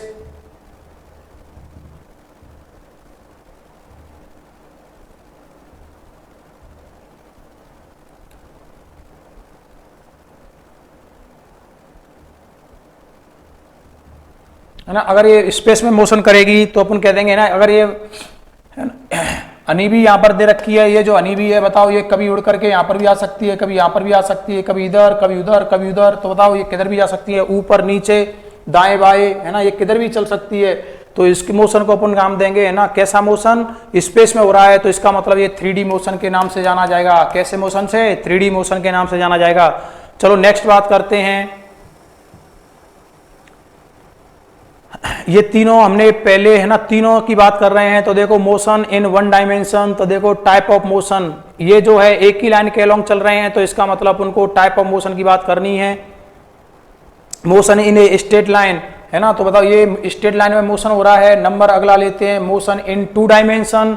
अगर मोशन 1 डायमेंशन में होता है, मैंने अभी आपसे बात की थी कि 1 डायमेंशन मतलब एट ए टाइम वो एक ही डायमेंशन को चेंज करे, तो कब करता है, जब वो एक स्ट्रेट लाइन के अलोंग चलता है। मैंने आपसे बोला था आपकी छत पर एक वायर लगा हुआ है जिस पर आप कपड़े सुखाते हो, उस कपड़े पर अगर पकड़ करके चींटी को रख दो तो वो चींटी क्या करेगी, बताओ उस वायर पे ही चलेगी, मतलब एक ही डायरेक्शन को बताओ रिप्रेजेंट करेगी। बताओ वो एक ही डायरेक्शन के अलोंग चलेगी तो अपन क्या बोल देंगे, 1D मोशन होगा, है ना। तो बताओ 1D मोशन का मतलब समझ आ गया क्या, इसको शॉर्ट में बोलते हैं 1 डायमेंशन मतलब 1D, और इसको बोलते हैं मोशन इन 2 डायमेंशन। ये बताओ कॉकरोच तो था अभी फ्लोर पर मोशन कर रहा था, एट ए टाइम इसकी 2 डायमेंशन चेंज हो रही थी। अगली बात कर लेते हैं नेक्स्ट। अरे ये तो चलने लग गया, देखो है ना, एक फ्लोर पर motion in plane, motion in plane की बात करते हैं। तो देखो ये मोशन इन 3 डायमेंशन, है ना, ये प्लेन में था अब ये 3 डायमेंशन में आ गया, मतलब स्पेस में आ गया। अरे केस में आ गया, मोशन इन ए स्पेस, अगर स्पेस में मोशन होता है तो इसको अपन 3D के नाम से जानते हैं, है ना, 3 डायमेंशनल। तो इसको शॉर्ट में बोल देंगे बच्चों 1 डायमेंशन 1D, इसको बोलेंगे 2D और इसको बोलेंगे अपन 3D। तो ये 1D 2D और 3D की बात की जा रही है यहाँ पर। चलो अगला नेक्स्ट बात करते हैं। यहाँ पर अपन एक क्वेश्चन है, how many type of motion are there, motion के कितने टाइप हैं, तो बताओ 3 हो जाएंगे। 2 ये तो ऑब्जेक्ट आंसर नहीं होगा। फिर इसने बोला है बताओ 4, ये भी आंसर नहीं होगा। फिर इसने बोला है अपना 3, यस यही आंसर होने वाला है ना। 3 टाइप के होते हैं, एक तो 1D 2D और 3D, है ना। वैसे तो देखो अपन 3 टाइप के पढ़ रहे हैं, वैसे तो अपन मोशन की बात करेंगे तो देखो मोशन आप रोटेशनल डायनामिक्स भी पढ़ोगे, SHM भी पढ़ोगे, है ना, वेव मोशन भी पढ़ोगे, बहुत सारे मोशन है, वाइब्रेशन वगैरह, है ना, ये सारे हैं, रोटेशन है ना, सर्कुलर मोशन है, ये सारे मोशन ही हैं। लेकिन अपन, है ना, बेसिक बात करें तो मोशन 3 टाइप का होता है। जो भी मोशन होंगे दुनिया भर के, कोई से भी नाम ले लें आप, वेव मोशन की बात कर लो, आप सर्कुलर मोशन की बात कर लो, आप SHM वाले मोशन की बात कर लो, है ना, कोई से भी की बात कर लो, लेकिन वो होने वाले हैं या तो 1 डायमेंशन में होगा, या 2 डायमेंशन का एग्जाम्पल होगा, या फिर 3 डायमेंशन का होगा, यस, है ना। या तो वो बताओ मोशन एक प्लेन के अलोंग होगा, प्लेन में होगा, या फिर एक स्ट्रेट लाइन के अलोंग होगा, फिर या फिर स्पेस में होगा इन्हीं में से किसी एक का टाइप, है ना। इन्हीं एग्जाम्पलों में वो रखा जाएगा। जैसे मैंने आपको बोला सर्कुलर मोशन एक प्लेन में होता है तो एग्जाम्पल 2 डायमेंशन का है, 2 डायमेंशनल मोशन का है। मैंने आपसे बोला था प्रोजेक्टाइल मोशन, बताओ वो भी किसका एग्जाम्पल है, 2 डायमेंशनल का एग्जाम्पल है। अरे बात समझ में आ गई क्या। चलो तो आगे नेक्स्ट बात करते हैं। नेक्स्ट क्वेश्चन है ना, इसने क्या बोला है, तो motion in 1 dimension is also called, 1 dimension में जो मोशन होता है उसको क्या बोलते हो, बताओ। आपने बोला था स्ट्रेट लाइन के अलोंग होता है, उसी को अपन क्या बोलते हैं, 1 डायमेंशनल। तो बताओ मोशन इन ए स्पेस, इसको क्या नाम दोगे, 3D, इसको क्या नाम दोगे, 3D। Motion in a plane, अगर प्लेन में मोशन हो रहा है तो इसको क्या नाम दोगे, 2D। लेकिन यहां पर तो बात कर रहा है 1D की, तो 1D आजा भाई। Motion in a straight line, अगर स्ट्रेट लाइन में मोशन होता है तो उसका बताओ क्या बोलते हैं, 1D। तो यही आंसर सही होगा, है ना। चौथा ऑप्शन इसने क्या बोला है, मोशन अंडर ग्रेविटी, है ना। मोशन अंडर ग्रेविटी बच्चों सही आंसर है ये भी, अगर एक लाइन के अलोंग मोशन हो, है ना, अपने अभी बात की थी, है ना। थोड़ी और देखते हैं यहाँ पर, ये मोशन अंडर ग्रेविटी की बात कर रहा है तो अपन ने क्या किया, ये है ना एक H हाइट है, H हाइट से अपन ने, है ना, यू एबव एक बॉल है, इस बॉल को, है ना, ये A पार्टिकल को जैसे अपन यहाँ पर छोड़ देते हैं तो ये एक स्ट्रेट लाइन के अलोंग अगर मूव करता है तो इसको बोलेंगे 1D। लेकिन अगर ये थोड़ा बहुत हिल गया, है ना, इसको जैसे अपन ने छोड़ा तो बता ये थोड़ा बहुत सा हिल गया तो इसको अपन क्या बोल देंगे, फिर वो 1D में नहीं आएगा, फिर 1D में नहीं आएगा। तो है ना, इसने ना मोशन अंडर ग्रेविटी तो बोला है, बिल्कुल सही है ना। लेकिन अगर क्या पता यहाँ पर हवा चल रही हो तो हवा इसको थोड़ा सा, है ना, ऐसे करके बताओ, ऐसे ऐसे करके ले आए, है ना, ये यहाँ से छोड़ा था फिर ऐसे आ गया, फिर ऐसे आ गया, बताओ ये तो कॉकरोच बन गया, क्या बन गया, ये कॉकरोच मतलब एक प्लेन में मोशन करने लग गया, जैसे ही प्लेन में मोशन करेगा तो फिर इसका एग्जाम्पल नहीं होगा। इसको स्पष्ट बोलना चाहिए था, है ना, कि एक सीधी रेखा में गिर रहा है। क्या गिर रहा है? सीधी रेखा में, मतलब यहाँ पर एयर का रेजिस्टेंस नहीं है। तो बच्चों इसका आंसर क्या आएगा? 1D, क्योंकि मोशन इन ए प्लेन होता है तो इसका आंसर तो 2D आता है। लेकिन अपन को तो आंसर क्या चाहिए? 1D वाला। और मोशन इन ए प्लेन होता है, स्पेस होता है तो 3D आता है, प्लेन होता है तो 2D आता है। और बताओ motion in a straight line होता है तो क्या आता है? 1D। और ये बात भी 1D की कर रहा है, 1 डायमेंशनल मोशन। बताओ 1 डायमेंशनल मोशन कैसा होता है? तो एक स्ट्रेट लाइन के अलॉन्ग होने वाले मोशन को 1 डायमेंशनल मोशन के नाम से बोलते हैं। अभी अपन ने बताओ चला के देखी थी कि नहीं, चींटी को, कॉकरोच को, तो 1D था। नेक्स्ट बात करते हैं अपन रेक्टिलिनियर मोशन। तो रेक्टिलिनियर मोशन क्या है बच्चों? तो देखो इसमें है ना दोनों बातें की जाएंगी। रेक्टिलिनियर मोशन में है ना एक तो स्ट्रेट लाइन और एक बताओ मोशन की बात की जाएगी। तो देखो यहाँ पर रेक्टी दो शब्दों से मिलकर के बना है ये टर्म। एक तो है ना अपन ने रेक्टी ले ली, एक लीनियर ले लिया। रेक्टी का मतलब होता है स्ट्रेट और लाइन, लीनियर का मतलब होता है लाइन।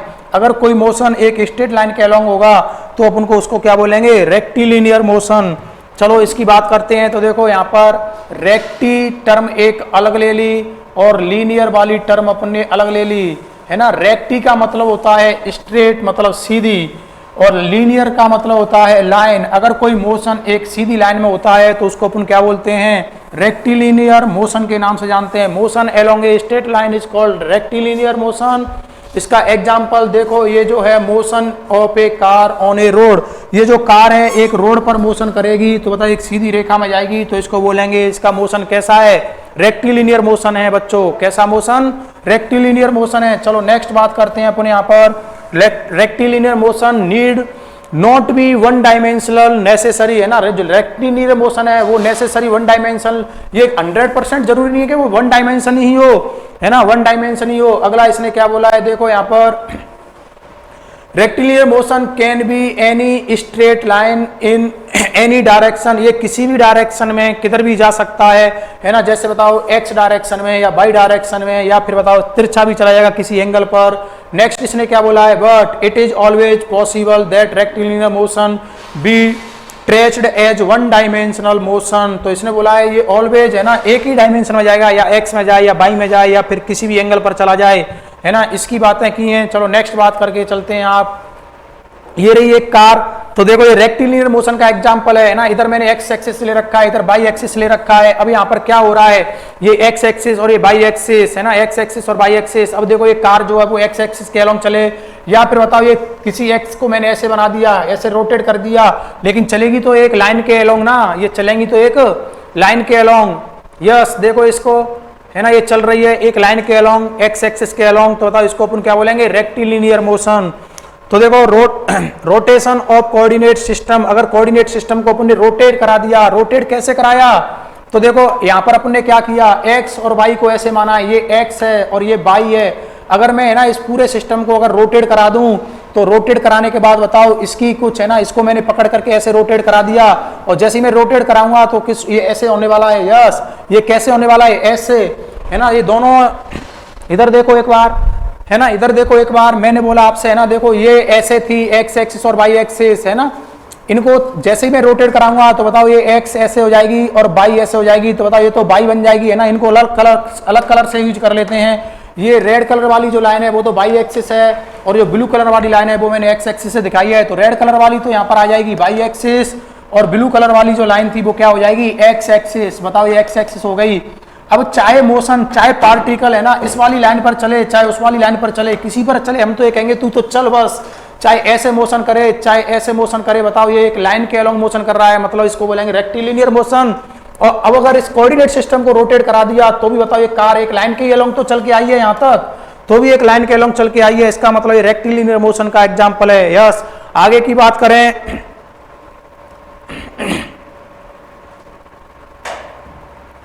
आगे स्केलर क्वांटिटी क्या होती है बच्चों? तो आपको है ना वेक्टर में स्केलर क्वांटिटी में बहुत अच्छे से पढ़ा चुका हूं। वेक्टर में मैंने आपको स्केलर क्वांटिटी में बताया था, स्केलर क्वांटिटी बताओ केवल मैग्नीट्यूड होगा इसके अंदर, है ना, डायरेक्शन नहीं होती है। तो केवल ऐसी फिजिकल क्वांटिटी जिनको केवल मैग्नीट्यूड से रिप्रेजेंट किया जाता है, जिनके अंदर कोई डायरेक्शन नहीं होती, स्पेसिफिक डायरेक्शन नहीं होती, उसको अपन क्या बोलेंगे? स्केलर क्वांटिटी के नाम से जानेंगे। चलो इसमें बोल दिया quantity with magnitude along and no direction, कोई डायरेक्शन नहीं होगी, केवल और केवल है ना मैग्नीट्यूड होगा। इसका एग्जांपल है ना पाथ, लेंथ, स्पीड, बहुत सारे एग्जांपल लिखाए थे मैंने आपको वहां पर, work done, volume, power, pressure, है ना, करंट, ये सारी की सारी चीजें थी वो कैसी थी, वो स्केलर क्वांटिटी के अंतर्गत आती थी, है ना। जैसे देखो टाइम की बात करें, टाइम भी कैसा है, एक स्केलर क्वांटिटी, इसमें मैग्नीट्यूड तो होता है लेकिन डायमेंशन नहीं होती, सॉरी मैग्नीट्यूड होता है लेकिन डायरेक्शन नहीं होती, है ना। जैसे आपसे कोई पर्सन बोलता है ना आपकी घड़ी में कितने बजे हुए हैं, तो आप बोलोगे कि 3 बजे हैं, है ना, कि 3 का टाइम हो रहा है, क्या आप वैसे बोलोगे कि पश्चिम दिशा में, है ना, ईस्ट डायरेक्शन में, वेस्ट डायरेक्शन में 3 बजे हुए हैं क्या, या नॉर्थ डायरेक्शन में 3 बजे हुए हैं क्या, नहीं। तो है ना अपन इसमें डायरेक्शन का यूज नहीं करेंगे, इसी को अपन बोलेंगे क्या, स्केलर क्वांटिटी, है ना। तो देखो टाइम जो है वो स्केलर क्वांटिटी है, वो केवल और केवल मैग्नीट्यूड को बताता है कि कितना टाइम हो रहा है, लेकिन किस डायरेक्शन में है, इसमें डायरेक्शन की कोई जरूरत नहीं होती। स्केलर क्वांटिटी की बात आता है वेक्टर क्वांटिटी। वेक्टर क्वांटिटी क्या होती है, वो फिजिकल क्वांटिटी जो डायरेक्शन के साथ साथ, है ना, सॉरी मैग्नीट्यूड के साथ साथ एक पर्टिकुलर डायरेक्शन रखती हैं, और जो बताओ पालना करती हैं किसका, वेक्टर लॉ का, है ना, ओवे वेक्टर लॉ, है ना, सारे वेक्टर लॉ को फॉलो करेंगी, उन्हीं को अपन क्या देंगे, स्केलर क्वांटिटी के नाम से जानेंगे। तो देखो इसने बोल दिया है ना, स्केलर वेक्टर क्वांटिटी क्या होती हैं, तो मैग्नीट्यूड के साथ साथ इनमें क्या होगी, डायरेक्शन होगी, और डायरेक्शन, और ये बताओ लॉ ऑफ वेक्टर एडिशन, ये वेक्टर एडिशन वाले लॉ को फॉलो करेंगी, उसी को अपन नाम देंगे, है ना, वेक्टर क्वांटिटी। बच्चों देखो करंट के अंदर, है ना, करंट एक ऐसी फिजिकल क्वांटिटी है जिसमें मैग्नीट्यूड के साथ में डायरेक्शन भी होती है, लेकिन लॉ ऑफ वेक्टर एडिशन को फॉलो नहीं करती है, इसलिए वो बेचारी कैसी है, स्केलर क्वांटिटी में रख दी। उसके अंदर, है ना, डायरेक्शन होते हुए भी स्केलर क्वांटिटी में गई, क्यों, इसका क्या काज था, क्या कारण था, बिकॉज, है ना, लॉ ऑफ वेक्टर्स एडिशन को फॉलो नहीं कर पाई, इसलिए वो किसमें चली गई, स्केलर क्वांटिटी में। हमने बोला चल तू तो स्केलर क्वांटिटी में, किससे बोला, करंट से, है ना, करंट से बोल दिया, क्यों, क्योंकि इस लॉ को फॉलो नहीं कर रही है। इसके एग्जांपल हैं डिस्प्लेसमेंट, वेलोसिटी, आगे अपन पढ़ेंगे ना डिस्प्लेसमेंट क्या होता है, वेलोसिटी क्या होता है, और एक्सेलरेशन क्या होता है ना, फोर्स, इंपल्स, ये सारी चीजें अपन पढ़ेंगे, मोमेंटम, ये सारी, है ना, क्वांटिटी कैसी हैं, ये, है ना, वेक्टर क्वांटिटी है। 12th में भी आएंगी, इलेक्ट्रोस्टैटिक्स में, है ना, इलेक्ट्रिक फील्ड आएगा, है ना, डाइपोल मूवमेंट आएगा, मैग्नेट फील्ड आएगा, इन सब में डायरेक्शन दिया करेंगे अपन, और जिसमें अपन डायरेक्शन देंगे, है ना, मैग्नीट्यूड तो फॉर्मूला से ज्ञात करेंगे, और डायरेक्शन के लिए कुछ लॉ बनाए हैं, है ना, कुछ लॉ, अगर लॉ नहीं आते हैं तो वेक्टर की डायरेक्शन कैसे निकालते हैं, क्रॉस प्रोडक्ट से, वो आपको 11th में वेक्टर में मैंने अच्छे से पढ़ा दिया है ना, क्रॉस प्रोडक्ट से निकालेंगे बच्चों, है ना। तो आगे चलते हैं, आगे बात करते हैं इसकी, स्केलर और वेक्टर क्वांटिटी आपको समझ में आई होगी। इसके बाद अगला पाथ लेंथ एंड डिस्प्लेसमेंट। अब देखो पाथ लेंथ को अपन एक और नाम दे सकते हैं, क्या, पाथ लेंथ को अपन बोलते हैं बच्चों, है ना, डिस्टेंस, क्या बोलते हैं, डिस्टेंस। चलो डिस्टेंस की बात करते हैं, यहां पर क्या है ये डिस्टेंस, पाथ लेंथ, है ना, इसको मैंने एक और नाम दे दिया बच्चों, डिस्टेंस के नाम से जानेंगे इसको, और ये डिस्प्लेसमेंट। तो देखो अब अपन को, है ना, स्टडी किसकी करनी है, डिस्टेंस और डिस्प्लेसमेंट की। कुल मिलाकर के यहाँ से, है ना, मतलब काइनेमेटिक्स की कुछ बातें अब चालू हो जाती हैं, जो अपन को, है ना, फॉर्मूलों के रूप में लेकर के, है ना, क्वेश्चन फाइंड करने होंगे। अब तक तो जितनी भी बातें मैंने आपको पढ़ाई हैं वो सारी की सारी, है ना, आपको समझने की थी, है ना। रेस्ट क्या होता है, मोशन क्या होता है, 1D मोशन क्या है, 2D मोशन क्या है, 3D मोशन क्या है, पूरी फिजिक्स में चाहे कहीं भी फिजिक्स पढ़ो, कौन सी क्लास की पढ़ो, आपको, है ना, 3D मोशन, एग्जाम्पल मोशन के केवल 3 ही पढ़ने पड़ेंगे, नाम उनके चेंज हो जाएंगे, एक तो होगा 1D, 2D, 3D, है ना। कभी आप प्रोजेक्टाइल मोशन नाम लोगे, कभी सर्कुलर मोशन नाम लोगे, कभी SHM मोशन लोगे, कभी वेव मोशन लोगे, है ना, कभी वाइब्रेशन वाला मोशन लोगे, कभी रोटेशन मोशन लोगे, है ना, कोई सा भी मोशन ले लेना, लेगा आएगा इन्हीं तीनों में से किसी एक के अंदर वो। चलो पाथ लेंथ क्या होता है, तो देखो पाथ लेंथ को अपन डिस्टेंस बोलते हैं, है ना। तो total distance travel by an object, अगर ऑब्जेक्ट कोई भी, है ना, टोटल जितनी भी डिस्टेंस ट्रेवल कर लेता है उसी को अपन पाथ लेंथ के नाम से जानते हैं। या फिर मैं बोलूं डिस्टेंस क्या होता है, तो actual length of path, path की जो एक्चुअल लेंथ है उसी को अपन क्या बोलेंगे, डिस्टेंस के नाम से जानेंगे। और डिस्प्लेसमेंट क्या होता है, ये shortest distance between initial and final position, initial और फाइनल पोजीशन के बीच की जो शॉर्टेस्ट डिस्टेंस है उसी को अपन किस नाम से जानेंगे, डिस्प्लेसमेंट के नाम से जानेंगे। तो देखो मैं आपको ये एग्जांपल दे रहा हूं, यहाँ पर एक अपना एक घर बना हुआ है ना, मान के चलो ये आपका घर है यहाँ पर, और आप इस घर में रहते हो, आप घर से बताओ कॉलेज जाते हो, घर से कॉलेज गए, यहाँ तक की डिस्टेंस, फिर बताओ इस कॉलेज से वापस, है ना, इस रेस्टोरेंट पे आए, तो यहां से यहां तक की डिस्टेंस। तो देखो आपने पाथ कितना ट्रेवल किया, है ना। मैंने बोला डिस्टेंस क्या होगी, तो डिस्टेंस क्या होती है बच्चों, डिस्टेंस की बात करें तो डिस्टेंस होती है actual length of path, path की जो एक्चुअल लेंथ होगी उसी को अपन मेजर कर लेंगे और वही किसके इक्वल हो जाएगी, डिस्टेंस के इक्वल हो जाएगी। बताओ जैसे ही आप यहां से यहां तक जाते हो, कॉलेज जाते हो, तो आपने है ना कॉलेज जाना ट्रेवल किया है ना, आपके पास साइकिल है, आप पैदल जा रहे हो तो कॉलेज गए, तो सबसे पहले आपको डिस्टेंस कहां से कहां तक की लेनी है, होम टू कॉलेज, और फिर आपको डिस्टेंस कहां से कहां तक की लेनी है, बताओ कॉलेज टू यहां तक। तो बताओ यहां पर एक तो डिस्टेंस आपकी आ जाएगी कहां से कहां तक की, होम से लेकर के कहां तक की, कॉलेज तक की, और फिर प्लस अभी आपका पाथ और बचा हुआ है ना, मेरे पास में 1 मीटर पैमाना है, मैं उसको लेकर के मापता हुआ जा रहा हूं। आप जैसे जैसे अपने कदम आगे बढ़ाते जा रहे हो वैसे वैसे मैं आपको पीछे मापता हुआ जा रहा हूं। फिर आप कॉलेज से वापस रेस्टोरेंट पे आए, रेस्टोरेंट पे जैसे ही आओगे तो आपकी डिस्टेंस बताओ अब यहां से इधर की ओर चलने स्टार्ट कर देगी, तो फिर मेरे को फिर एक्चुअल पाथ की लेंथ लेनी है तो इसको जोड़ना ही पड़ेगा। तो बताओ पहले होम से लेकर के कॉलेज तक की डिस्टेंस प्लस कॉलेज से लेकर के रेस्टोरेंट की डिस्टेंस लेनी है, तो डिस्टेंस कॉलेज और अपन कहां तक की ले लेंगे, रेस्टोरेंट की ले लोगे। तो बताओ अपनी डिस्टेंस का फॉर्मूला ऐसे होगा, पाथ लेंथ है ना, एक्चुअल पाथ लेंथ जो होगी उसको सबको ऐड कर दो, वो कहां से कहां तक चल रहा है, तो कुछ वो इधर चला और कुछ इधर चला, लेकिन डिस्प्लेसमेंट क्या होता है, शॉर्टेस्ट डिस्टेंस बिटवीन इनिशियल और फाइनल पोजीशन। अगर मैं आपसे बोलूं आपकी इनिशियल पोजीशन कहां थी, तो आप अपने घर के गेट से बाहर निकले थे, फाइनल पोजीशन बताओ इस रेस्टोरेंट में नाश्ता करने के लिए बैठ गए, तो ये मिनिमम या शॉर्टेस्ट डिस्टेंस तो ये रही बच्चों, आपको ये शॉर्टेस्ट डिस्टेंस दिख रही है क्या, यस, तो यही आपके डिस्प्लेसमेंट को रिप्रेजेंट करेगी, किसको रिप्रेजेंट करेगी, डिस्प्लेसमेंट को। तो आपका डिस्प्लेसमेंट बच्चों क्या होने वाला है, तो अगर डिस्प्लेसमेंट की बात करें तो आपका डिस्प्लेसमेंट होने वाला है, ये डिस्टेंस होती है शॉर्टेस्ट किसके बिटवीन की, इनिशियल और फाइनल पोजीशन, और ये आपकी है ना होम से लेकर के कहां तक की, रेस्टोरेंट तक की हो जाएगी बच्चों। तो आपको है ना ये बिल्कुल अच्छे से समझ में आया होगा है ना, ये डिस्टेंस क्या होती है और डिस्प्लेसमेंट क्या होता है। चलो अगर आपने है ना चलना ऐसे स्टार्ट कर दिया, आप ऐसे चल रहे हो, इस वाले है ना पथ पर चल रहे हो, और चलते चलते है ना इस पथ को है ना ऐसे टर्न करके ले आए यहाँ पर, और इस पॉइंट ए से लेकर के आप पॉइंट बी पर पहुंचे हो, इस वाले पाथ से पहुंचे हो, और आपने बोला कि सर अब हमारी आप है ना एक्चुअल डिस्टेंस निकाल के तो बताओ क्या होगी, मैं बोल दूंगा यस, मैं अभी मेजरमेंट कर देता हूं, है ना। आप बहुत ज्यादा चालाक निकले, आपने ना टेढ़ा मेढ़ा चलना स्टार्ट कर दिया, इसलिए है ना मेरे पास जो पैमाना है, जो फीता है ना, उसको मैं इससे अच्छे से माप नहीं पाऊं। तो मैंने क्या किया, मैं भी आपसे भी ज्यादा चालाक, मैंने क्या किया, यहाँ पर कट करना स्टार्ट कर दिया डिस्टेंस को। मैंने है ना 1 मीटर की डिस्टेंस या 1 सेंटीमीटर की डिस्टेंस यहाँ पर काटी, ये रही, मैंने ऐसे करके बताओ अब तो आप कहां भगोगे, मैंने 1 सेंटीमीटर की डिस्टेंस यहां पर काट ली, और बताओ इन सारे खंडों को, इन सारे एलिमेंटों को मैंने काउंट कर लिया, और सपोज आपके यहां तक एलिमेंट है ना 150 बैठे, तो इसका मतलब आपकी डिस्टेंस कितनी हो जाएगी, तो आपकी डिस्टेंस जो है वो कितनी होने वाली है, 150 सेंटीमीटर, यस 150 सेंटीमीटर होने वाली है बच्चों। मैं ऐसे मेजर कर लूंगा, लेकिन आपका जो एक्चुअल पाथ होगा वो ही आपकी डिस्टेंस को बताएगा। तो आपका पाथ लेंथ जो है ना, आपकी एक्चुअल पाथ लेंथ जो होगी वही आपकी डिस्टेंस को बताएगी कि आपकी डिस्टेंस क्या है।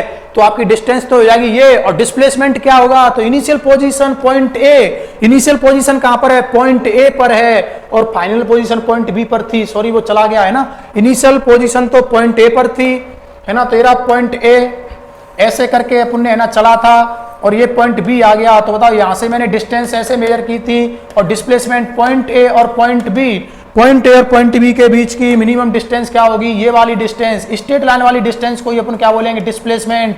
तो इस डिस्टेंस को फिर मैं मेजर कर लूंगा है ना, और सपोज ये डिस्टेंस, ये वाली डिस्टेंस आ गई 25 सेंटीमीटर, तो मैं आपसे बोल दूंगा आपका डिस्प्लेसमेंट क्या होने वाला है, 25। अरे बात समझ आ गई, यस। इसको है ना और अच्छे से मैं आपको समझाने की कोशिश करता हूं, चलो है ना एक अपना एग्जाम्पल ले लेते हैं बढ़िया सा, है ना इसको समझते हैं। देखो सबसे पहले है ना इसको देख लो, ये है ना इसमें बिल्कुल बढ़िया तरीके से दिखा रहा है ना, आप मान के चलो आपका ये रहा घर है ना, ये आपका घर है, ये रहा घर, और है ना ये आपका स्कूल कॉलेज बन गया, और फिर है ना आप पहले क्या गए, घर से कॉलेज जाना चाहते हो है ना, फिर यहाँ पर बताओ ये रेस्टोरेंट है, फिर कॉलेज से जब आपकी छुट्टी हुई तो है ना आप पहले रेस्टोरेंट पर नाश्ता करते हो, उसके बाद आप घर पे आते हो। तो देखो मैं आपको चला के दिखा रहा हूँ, यहाँ पर ये रही आपकी साइकिल, ये आपके घर से बाहर निकली, और बताओ ये कॉलेज पहुंची, तो बताओ आपने डिस्टेंस कहां से कहां तक की ट्रेवल की, होम से लेकर के कॉलेज तक की। फिर बताओ आपने साइकिल को टर्न किया, कॉलेज से फिर वापस छुट्टी हुई, और आपकी साइकिल बताओ कॉलेज से कहां गई, रेस्टोरेंट आ गई, तो आपने कहां से कहां तक की डिस्टेंस ट्रेवल की, तो बताओ पहले आपने यहाँ से यहाँ तक की डिस्टेंस ट्रेवल की, फिर यहाँ से यहाँ तक की डिस्टेंस ट्रेवल की, दोनों डिस्टेंसों को अगर जोड़ दूं, एक्चुअल पाथ की लेंथ निकाल लूं, तो बताओ वो आपकी टोटल डिस्टेंस को बताएगी। और अगर इनके बिटवीन में स्ट्रेट लाइन वाली डिस्टेंस ले लूं तो वो आपके किसको बताएगी, डिस्प्लेसमेंट को बताएगी। यस, एक्चुअली बात समझ में आई क्या आपको? चलो तो है ना, अगला नेक्स्ट बात करते हैं। अब देखो इसने बोला है path length equal to displacement, है ना, तो देखो ये बिल्कुल सही है, लेकिन ऑलवेज सही है ये कोई जरूरी नहीं है, ऑलवेज हमेशा सही नहीं होगा। देखो आप इनिशियली बताओ इस वाली है ना, इनिशियली पोजीशन आप अपने घर से रेस्टोरेंट जा रहे हो, तो बताओ अब आपकी देखो साइकिल कैसे चलने वाली है, आप पहुंचे रेस्टोरेंट, तो बताओ अगर एक स्ट्रेट लाइन में जा रहे हो, एक सीधी रेखा में जा रहे हो, तो मैं वो बोल दूंगा आपको कि आपने जितनी भी डिस्टेंस ट्रेवल की है वो डिस्प्लेसमेंट के इक्वल होगी। लेकिन आप मुड़ गए, है ना, किधर भी आपने टर्न ले लिया, तो फिर ये बात गलत हो जाएगी। तो देखो path length is equal to कितनी हो गई, तो ये डिस्टेंस है कहां से कहां तक की, आपके होम से लेकर के, ये आपका होम मतलब H है ना, और ये आपका रेस्टोरेंट M, तो ये डिस्टेंस है HM डिस्टेंस हो लेगो, और डिस्प्लेसमेंट भी कितना होगा, इतना ही होगा बच्चों, है ना। तो path length equal to displacement, है ना, ये सही है, लेकिन हमेशा सही होगा ये जरूरी नहीं है। जब तक है ना पार्टिकल एक ही रेखा के अलोंग और वन डायरेक्शन में, ध्यान रखना एक ही रेखा में, एक ही लाइन में कितनी डायरेक्शन होती है, एक स्ट्रेट लाइन है उसमें 2 डायरेक्शन होती है। बताओ कोई ऑब्जेक्ट उस पर आगे की ओर चल सकता है और पीछे की ओर वापस आ सकता है। मान के चलो आपके घर पर है ना एक कपड़े सुखाने वाला एक तार छत पे लगा हुआ है, आपने क्या किया, आपने एक चींटी को लिया और एक सिरे से उस पर चींटी छोड़ दी, और वो चींटी एक रेखा में सीधी ऐसे गई और दूसरे किनारे तक पहुंची, तो आप बताओ आपकी डिस्टेंस और डिस्प्लेसमेंट कैसे मेजर करोगे? तो बताओ इस वाले तार की जो आपको लेंथ मालूम है, आपने बोला कि सर वो तो 8 मीटर लेंथ था, तो मैंने बोला ए पॉइंट से बी पॉइंट पहुंचा, तो इसका मतलब उसने डिस्टेंस 8 मीटर कवर कर ली। लेकिन चींटी को गुस्सा आया, वो वापस लौट करके आ गई, बताओ वापस भी उसी रेखा पर आ रही है, लेकिन उसने डायरेक्शन को चेंज कर लिया, इसका मतलब वापस लौट के आएगी। तो 8 मीटर जाने में और 8 मीटर आने में टोटल इसने एक्चुअल पाथ की लेंथ कितनी हो जाएगी, 16 मीटर, 8 जाने में 8 आने में, लेकिन डिस्प्लेसमेंट कितना हो जाएगा, 0, क्योंकि इनिशियल पॉइंट भी ए था और फाइनल पॉइंट भी ए, वापस ए पर ही आ गया लौट करके। तो बताओ 1 ट्रिप कर लिया, 1 ट्रिप में डिस्प्लेसमेंट कितना हो जाएगा, 0।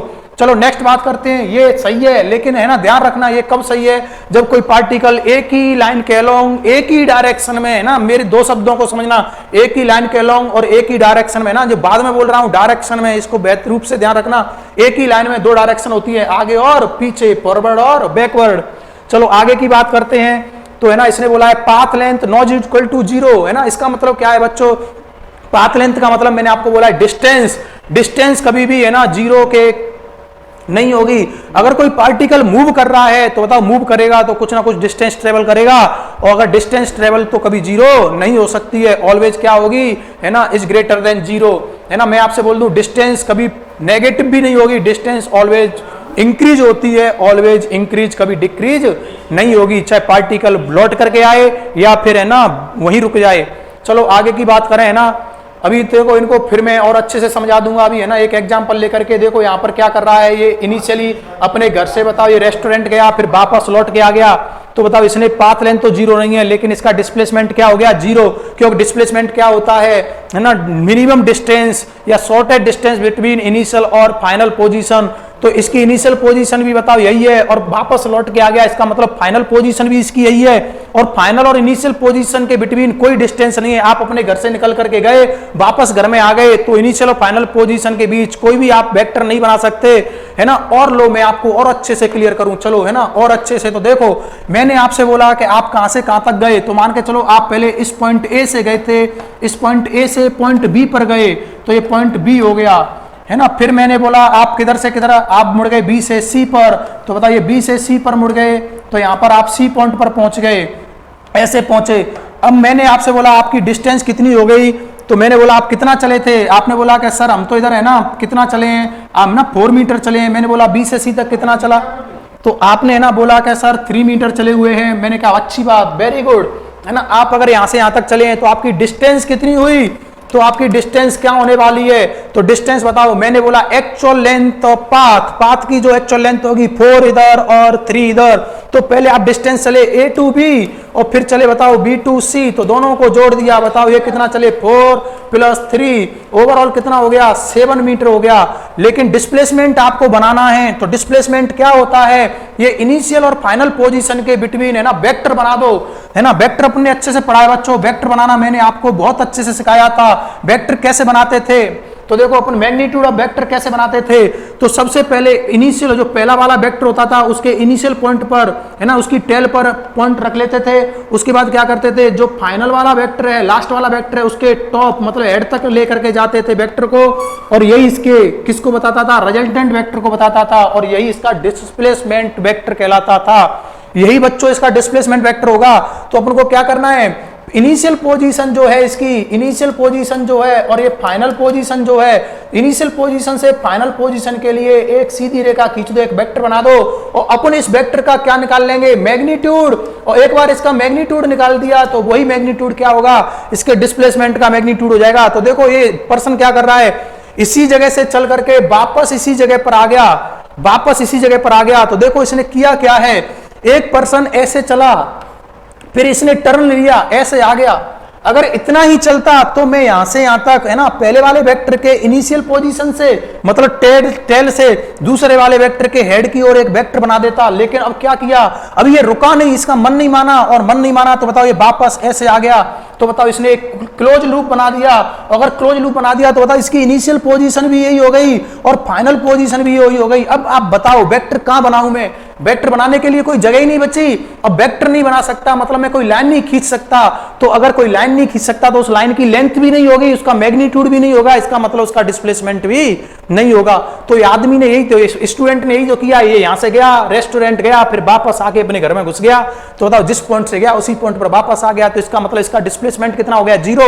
लेकिन डिस्टेंस 0 नहीं होगी, है ना। जब तक ये चलेगा तब तक डिस्टेंस हमेशा क्या होगी, इंक्रीज, हमेशा इंक्रीज करेगी, मतलब बढ़ती चली जाएगी, इंक्रीज करती जाएगी, कभी डिक्रीज भी नहीं होगी, चाहे कितने भी चक्कर काट करके आ जाए। क्योंकि हम तो इसके पीछे पीछे डोल रहे हैं, चल तू, हम तो नापते चलेंगे, तू चाहे इधर मुड़ चाहे उधर मुड़, किधर भी मुड़, है ना। ये कभी नेगेटिव भी नहीं होती, ऑलवेज क्या होती है, ये पॉजिटिव और ऑलवेज इंक्रीज होगी। डिस्प्लेसमेंट है ना, नेगेटिव, पॉजिटिव, 0 कुछ भी हो सकता है ना, कुछ भी हो सकता है। आपको अच्छे से समझ में आया होगा। यस, आगे की बात करते हैं, चलो, है ना। तो आगे देखो अपने पास में क्या है, इसने बोला था magnitude of displacement may or may not be equal to the path length. इसने बोला है कि डिस्प्लेसमेंट है ना पाथ लेंथ के इक्वल भी हो सकता है और नहीं भी हो सकता।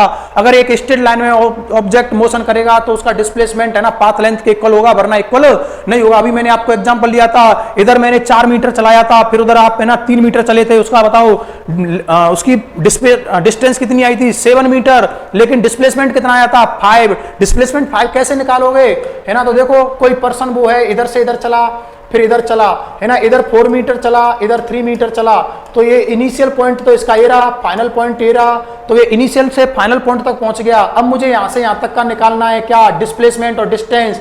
तो डिस्टेंस क्या आ जाएगी, तो डिस्टेंस हो जाएगी 4 मीटर प्लस 3 मीटर, यस, कितनी 7 मीटर। लेकिन डिस्प्लेसमेंट क्या है, तो डिस्प्लेसमेंट तो अपना ये होने वाला, ये रहा, यस, ये रहा। क्या पाइथागोरस प्रमेय लगा दोगे क्या, इनिशियल और फाइनल पॉइंट के बीच की अगर अपन को मिनिमम डिस्टेंस फाइंड करनी है, क्या पाइथागोरस प्रमेय जानते हो क्या, यस, 9th पास करके आए हो, जानते ही होंगे। तो बताओ इसका स्क्वायर मतलब डी का स्क्वायर इक्वल टू क्या हो जाएगा, 4 का स्क्वायर प्लस 3 का स्क्वायर, तो डी इक्वल टू क्या हो जाएगा, 16 प्लस 9, और इनको ऐड करोगे तो कितना हो जाएगा 25, इसका रूट लोगे तो कितना हो जाएगा 5 मीटर। तो बस इसने यही बोला है कि the magnitude of displacement may or may not be equal to the path length, है ना, ट्रेवल बाय एन ऑब्जेक्ट। जो है ना डिस्प्लेसमेंट का जो मैग्नीट्यूड होता है ना, ये इसके इक्वल भी हो सकता है और इक्वल नहीं भी हो सकता। अगर ये यहां से है ना पॉइंट ए से लेकर के इनिशियल से पॉइंट बी तक चलता, ए से बी तक चलता, तो हम ये कह देते इसकी डिस्टेंस और डिस्प्लेसमेंट दोनों क्या होते, एक दूसरे के बराबर होते। चलो नेक्स्ट बात करते हैं आगे, है ना, इसके आगे क्या लाइन है देखते हैं। The magnitude of the displacement for a complete motion may be 0, है ना, but the corresponding path length is not 0। इसने बोला है कि ना डिस्प्लेसमेंट किसी भी कंप्लीट जर्नी के लिए क्या हो सकता है, कंप्लीट मोशन के लिए 0 हो सकता है। मैंने अभी आपसे बोला था एक स्टूडेंट अपने घर से लेकर के रेस्टोरेंट गया, फिर वापस बताओ अपने घर में आ गया, इसका मतलब उसका डिस्प्लेसमेंट तो 0 हो गया, लेकिन डिस्टेंस 0 नहीं होती है। डिस्टेंस कभी भी 0 नहीं होगी, डिस्टेंस सिर्फ एक ही कंडीशन में 0 होगी, अगर कोई पार्टिकल मोशन ही नहीं करे, झंझट ही खत्म, है ना, उस जड़ को ही खत्म कर दो जिस जड़ की बात कर रहे हो। अगर कोई पार्टिकल मोशन ही नहीं करे, है ना, जहां पर पड़ा था वहीं पर पड़ा रहे, तो हमेशा कह देंगे इसकी डिस्टेंस तो जीरो है। कब तक? जब तक ये पड़ा रहेगा तब तक। अरे बात समझ में आ गई क्या? यस, है ना, ध्यान रखना इस चीज का, है ना, कभी भी जीरो नहीं होगी। चलो बच्चों, है ना, इसको मैं एक बार आपको, है ना, और अच्छे से बात कर लेता हूं।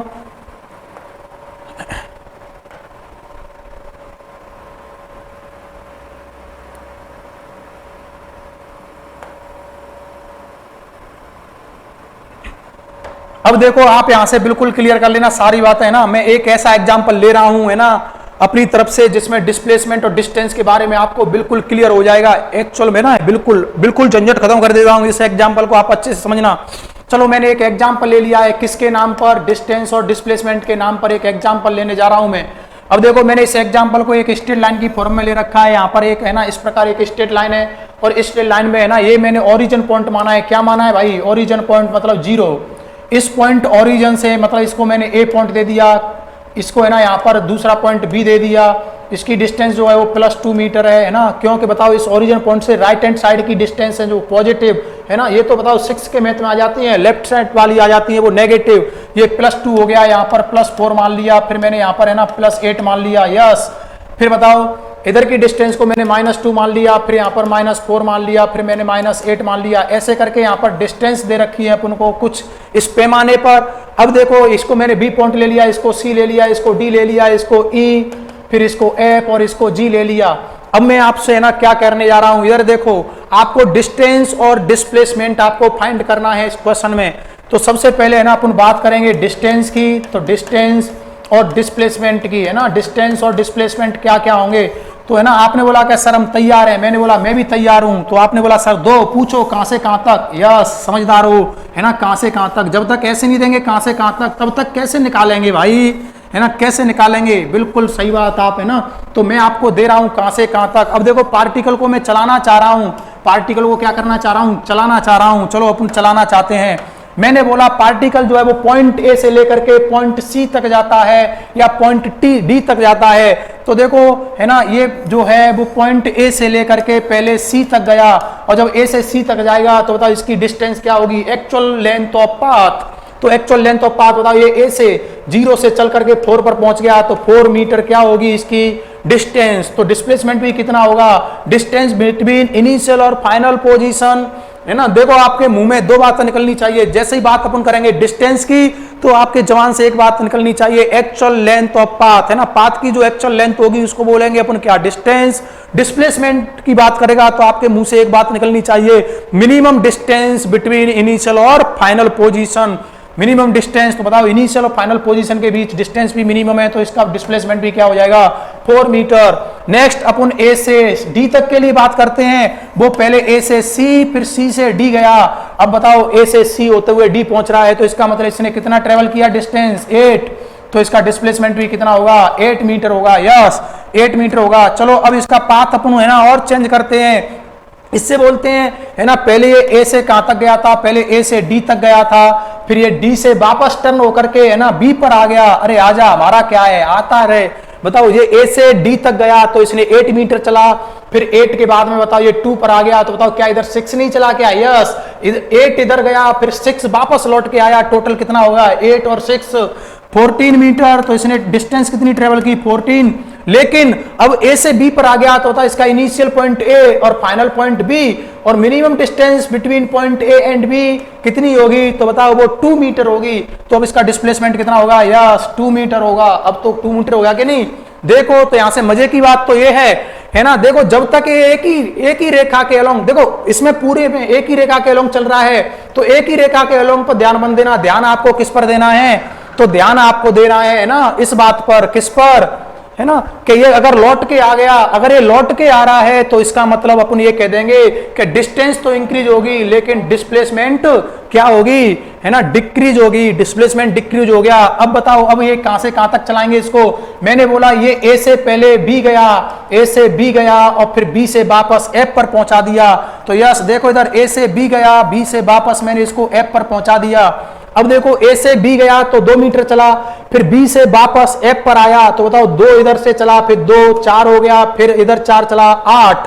तो इसकी डिस्टेंस कितनी होगी 8 मीटर। लेकिन डिस्प्लेसमेंट की बात करें तो देखो यहां से यहां तक गया, फिर वापस यहीं आ गया, मतलब यहां से यहां तक एक ट्रिप पूरी हो गई, यहां तक का तो 0 हो गया। लेकिन फिर बताओ ये यहां से यहां तक और गया है वापस, तो बताओ ये माइनस डायरेक्शन में जा रहा है, तो इसका मतलब इसका डिस्प्लेसमेंट कितना हो जाएगा -4 मीटर होगा, है ना। नहीं तो इसको अपन माइनस आई कैप भी लिख सकते हो, क्योंकि इस वाली एक्सिस को अपन ने प्लस लिया है, तो इधर वाली को क्या लेंगे माइनस, क्योंकि डिस्प्लेसमेंट है ये वेक्टर क्वांटिटी, और अगर ये वेक्टर क्वांटिटी है तो बताओ इसमें डायरेक्शन है ना, इनको माइनस से तो लेना पड़ेगा, क्योंकि अब इसका डायरेक्ट डिस्प्लेसमेंट का डायरेक्शन क्या हो गया A to F, इसका डायरेक्शन A to F होने वाला है, मतलब माइनस एक्सिस में जाने वाला है। और इधर का जो मैग्नीट्यूड है बताओ वो पॉजिटिव में आ रहा था, तो इधर का किधर में आएगा नेगेटिव। और distance as a scalar quantity, और उसमें बताओ नेगेटिव की बात नहीं करेंगे, है ना, वो नेगेटिव कभी नहीं होगी। अगली बात कर लेते हैं बच्चों, नेक्स्ट बात करते हैं। अगर ये A से है ना C तक जाता है, या A से B तक गया वापस, है ना, A से C जाने के बाद में फिर ये G पर आ गया, तो बताओ A से C गया और फिर वापस, है ना, A से C गया, C से जाने के बाद में फिर G पर आ गया। तो ऐसे करने में, है ना, इसने क्या किया, तो देखा ऐसा करने में इसने A से C के लिए 4 गया, फिर वापस 4 आया 8, फिर यहां से 8 और 8 कितना हो जाएगा 16, तो ये इसकी डिस्टेंस हो जाएगी 16 मीटर। लेकिन डिस्प्लेसमेंट की अगर बात की जाए, डिस्प्लेसमेंट कितना होगा, तो बताओ A से C गया, C से वापस यहाँ गया, यहाँ तक का 0, वापस यहाँ माइनस के 8 मीटर हो गया, कितना हो गया माइनस के 8 मीटर। तो बच्चों है ना, इससे अपन ने क्या निष्कर्ष निकाला, इससे अपन ने निष्कर्ष इतना निकाला है कि जब तक पार्टिकल एक ही रेखा के अलोंग मोशन करता है ना, यहां पर क्या है, ये इन दोनों को देखो, इन दोनों में है ना डिस्प्लेसमेंट और डिस्टेंस क्या है, इक्वल है ना, डिस्टेंस इक्वल टू डिस्प्लेसमेंट के मैग्नीट्यूड के इक्वल है, डिस्टेंस जो है डिस्प्लेसमेंट के मैग्नीट्यूड के इक्वल है। इसका मतलब मैं ये कह सकता हूं कि पार्टिकल जो है वो स्ट्रेट लाइन में और फिक्स डायरेक्शन में चल रहा है। एक तो बताओ इसका क्या रहस्य निकालेंगे, तो इसका कंक्लूजन स्ट्रेट लाइन में चलेगा और ना डायरेक्शन को चेंज नहीं करेगा, है ना, डायरेक्शन फिक्स होनी चाहिए। डायरेक्शन क्या होनी चाहिए, फिक्स। डायरेक्शन अगर फिक्स होगी बच्चों तभी अपन कह पाएंगे कि ना इसका डिस्प्लेसमेंट और डिस्टेंस क्या होंगी, सेम होंगी, क्योंकि एक ही रेखा में भी 2 डायरेक्शन आ जाती हैं। इस एग्जांपल को अच्छे से समझ लो, आपको डिस्प्लेसमेंट और डिस्टेंस में कभी तकलीफ नहीं आने वाली है। अगर देखो फिर दूसरी वाली बात कही मैंने आपसे, है ना, डिस्टेंस और डिस्प्लेसमेंट के मैग्नीट्यूड इक्वल हैं। फिर दूसरी वाली बात, डिस्टेंस यहां से देखो आप, डिस्टेंस जो है वो इज ग्रेटर देन, बताओ यहां पर 14 है तो यहां पर डिस्प्लेसमेंट 2, ये 14 2 8 -4, तो डिस्टेंस बताओ यहां पर क्या है, ज्यादा है, किससे, डिस्प्लेसमेंट से। तो डिस्टेंस बताओ इन सब में क्या हो रही है, ज्यादा हो रही है। इसका मतलब हम ये कह सकते हैं कि डिस्टेंस डिस्प्लेसमेंट से ज्यादा भी हो सकती है और इससे के बराबर भी हो सकती है। अरे यस या नो। और दूसरी वाली बात हम यहां से ये कह सकते हैं, डिस्टेंस ऑलवेज और ऑलवेज क्या होगी, पॉजिटिव, और डिस्प्लेसमेंट क्या होगा, देखो डिस्प्लेसमेंट है ना पॉजिटिव भी है, यस पॉजिटिव, और ये नेगेटिव भी है, यस नेगेटिव। 0 नहीं आ पाया, चलो एक और जोड़ देते हैं, नहीं आ पाया तो मैं क्या करूं, मेरी क्या गलती है ना। चलो अब एक और जोड़ देते हैं, इसमें 0 ले आएंगे। 0 कैसे लाना है, तो देखो इधर एक और एग्जांपल जोड़ देते हैं। पार्टिकल जो है बताओ पहले A से D गया, D से वापस A पर आ गया, A से D घूम करके वापस, है ना, A से D फिर वापस A आ गया, तो बताओ 8 इधर चला, 8 वापस आया, कितना आ गया 16 मीटर, और इसका डिस्प्लेसमेंट कितना हो गया भैया 0। तो बताओ डिस्प्लेसमेंट जो है बताओ पॉजिटिव, नेगेटिव, और अच्छे से बोलो तो 0 भी, यस कुछ भी हो सकता है। अरे क्यों याद कर रहे हो बेफालतू में, आप तो बस ये बोलो डिस्प्लेसमेंट ढीठ है, कुछ भी आएगा, इसकी मर्जी, आजा 0 हमारा क्या है ना, आजा 0 हमारा क्या है, बताओ ये तो 0 भी हो सकता है, पॉजिटिव नेगेटिव कुछ भी हो सकता है। डिस्टेंस कभी नेगेटिव नहीं होगी, कभी नेगेटिव नहीं होगी, ये नेगेटिव तो कभी आने वाली नहीं है, नॉट पॉसिबल, इसकी वैल्यू नेगेटिव पॉसिबल नहीं है। और ये 0 भी नहीं होगी, अगर कोई पार्टिकल मोशन कर रहा है तो 0 भी नहीं होगी। 0 सिर्फ एक ही शर्त पर होगी, अगर वो पार्टिकल क्या नहीं करे, मोशन नहीं करे। तो अगर पार्टिकल मोशन नहीं करे तो फिर काइनेमेटिक्स ही क्यों पढ़ेंगे, है ना। काइनेमेटिक्स बताओ मैकेनिक्स की एक ऐसी ब्रांच है जिसमें अपन किसकी स्टडी करते हैं, बताओ पार्टिकल के मोशन की स्टडी करते हैं बच्चों। तो बात समझ में आ गई क्या आपको, बिल्कुल सारी चीजें यहां से क्लियर होनी चाहिए।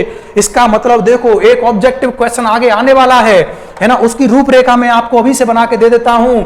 मैंने आपसे बोला इन सारे निष्कर्षों से केवल एक ही निष्कर्ष निकाल रहा हूं।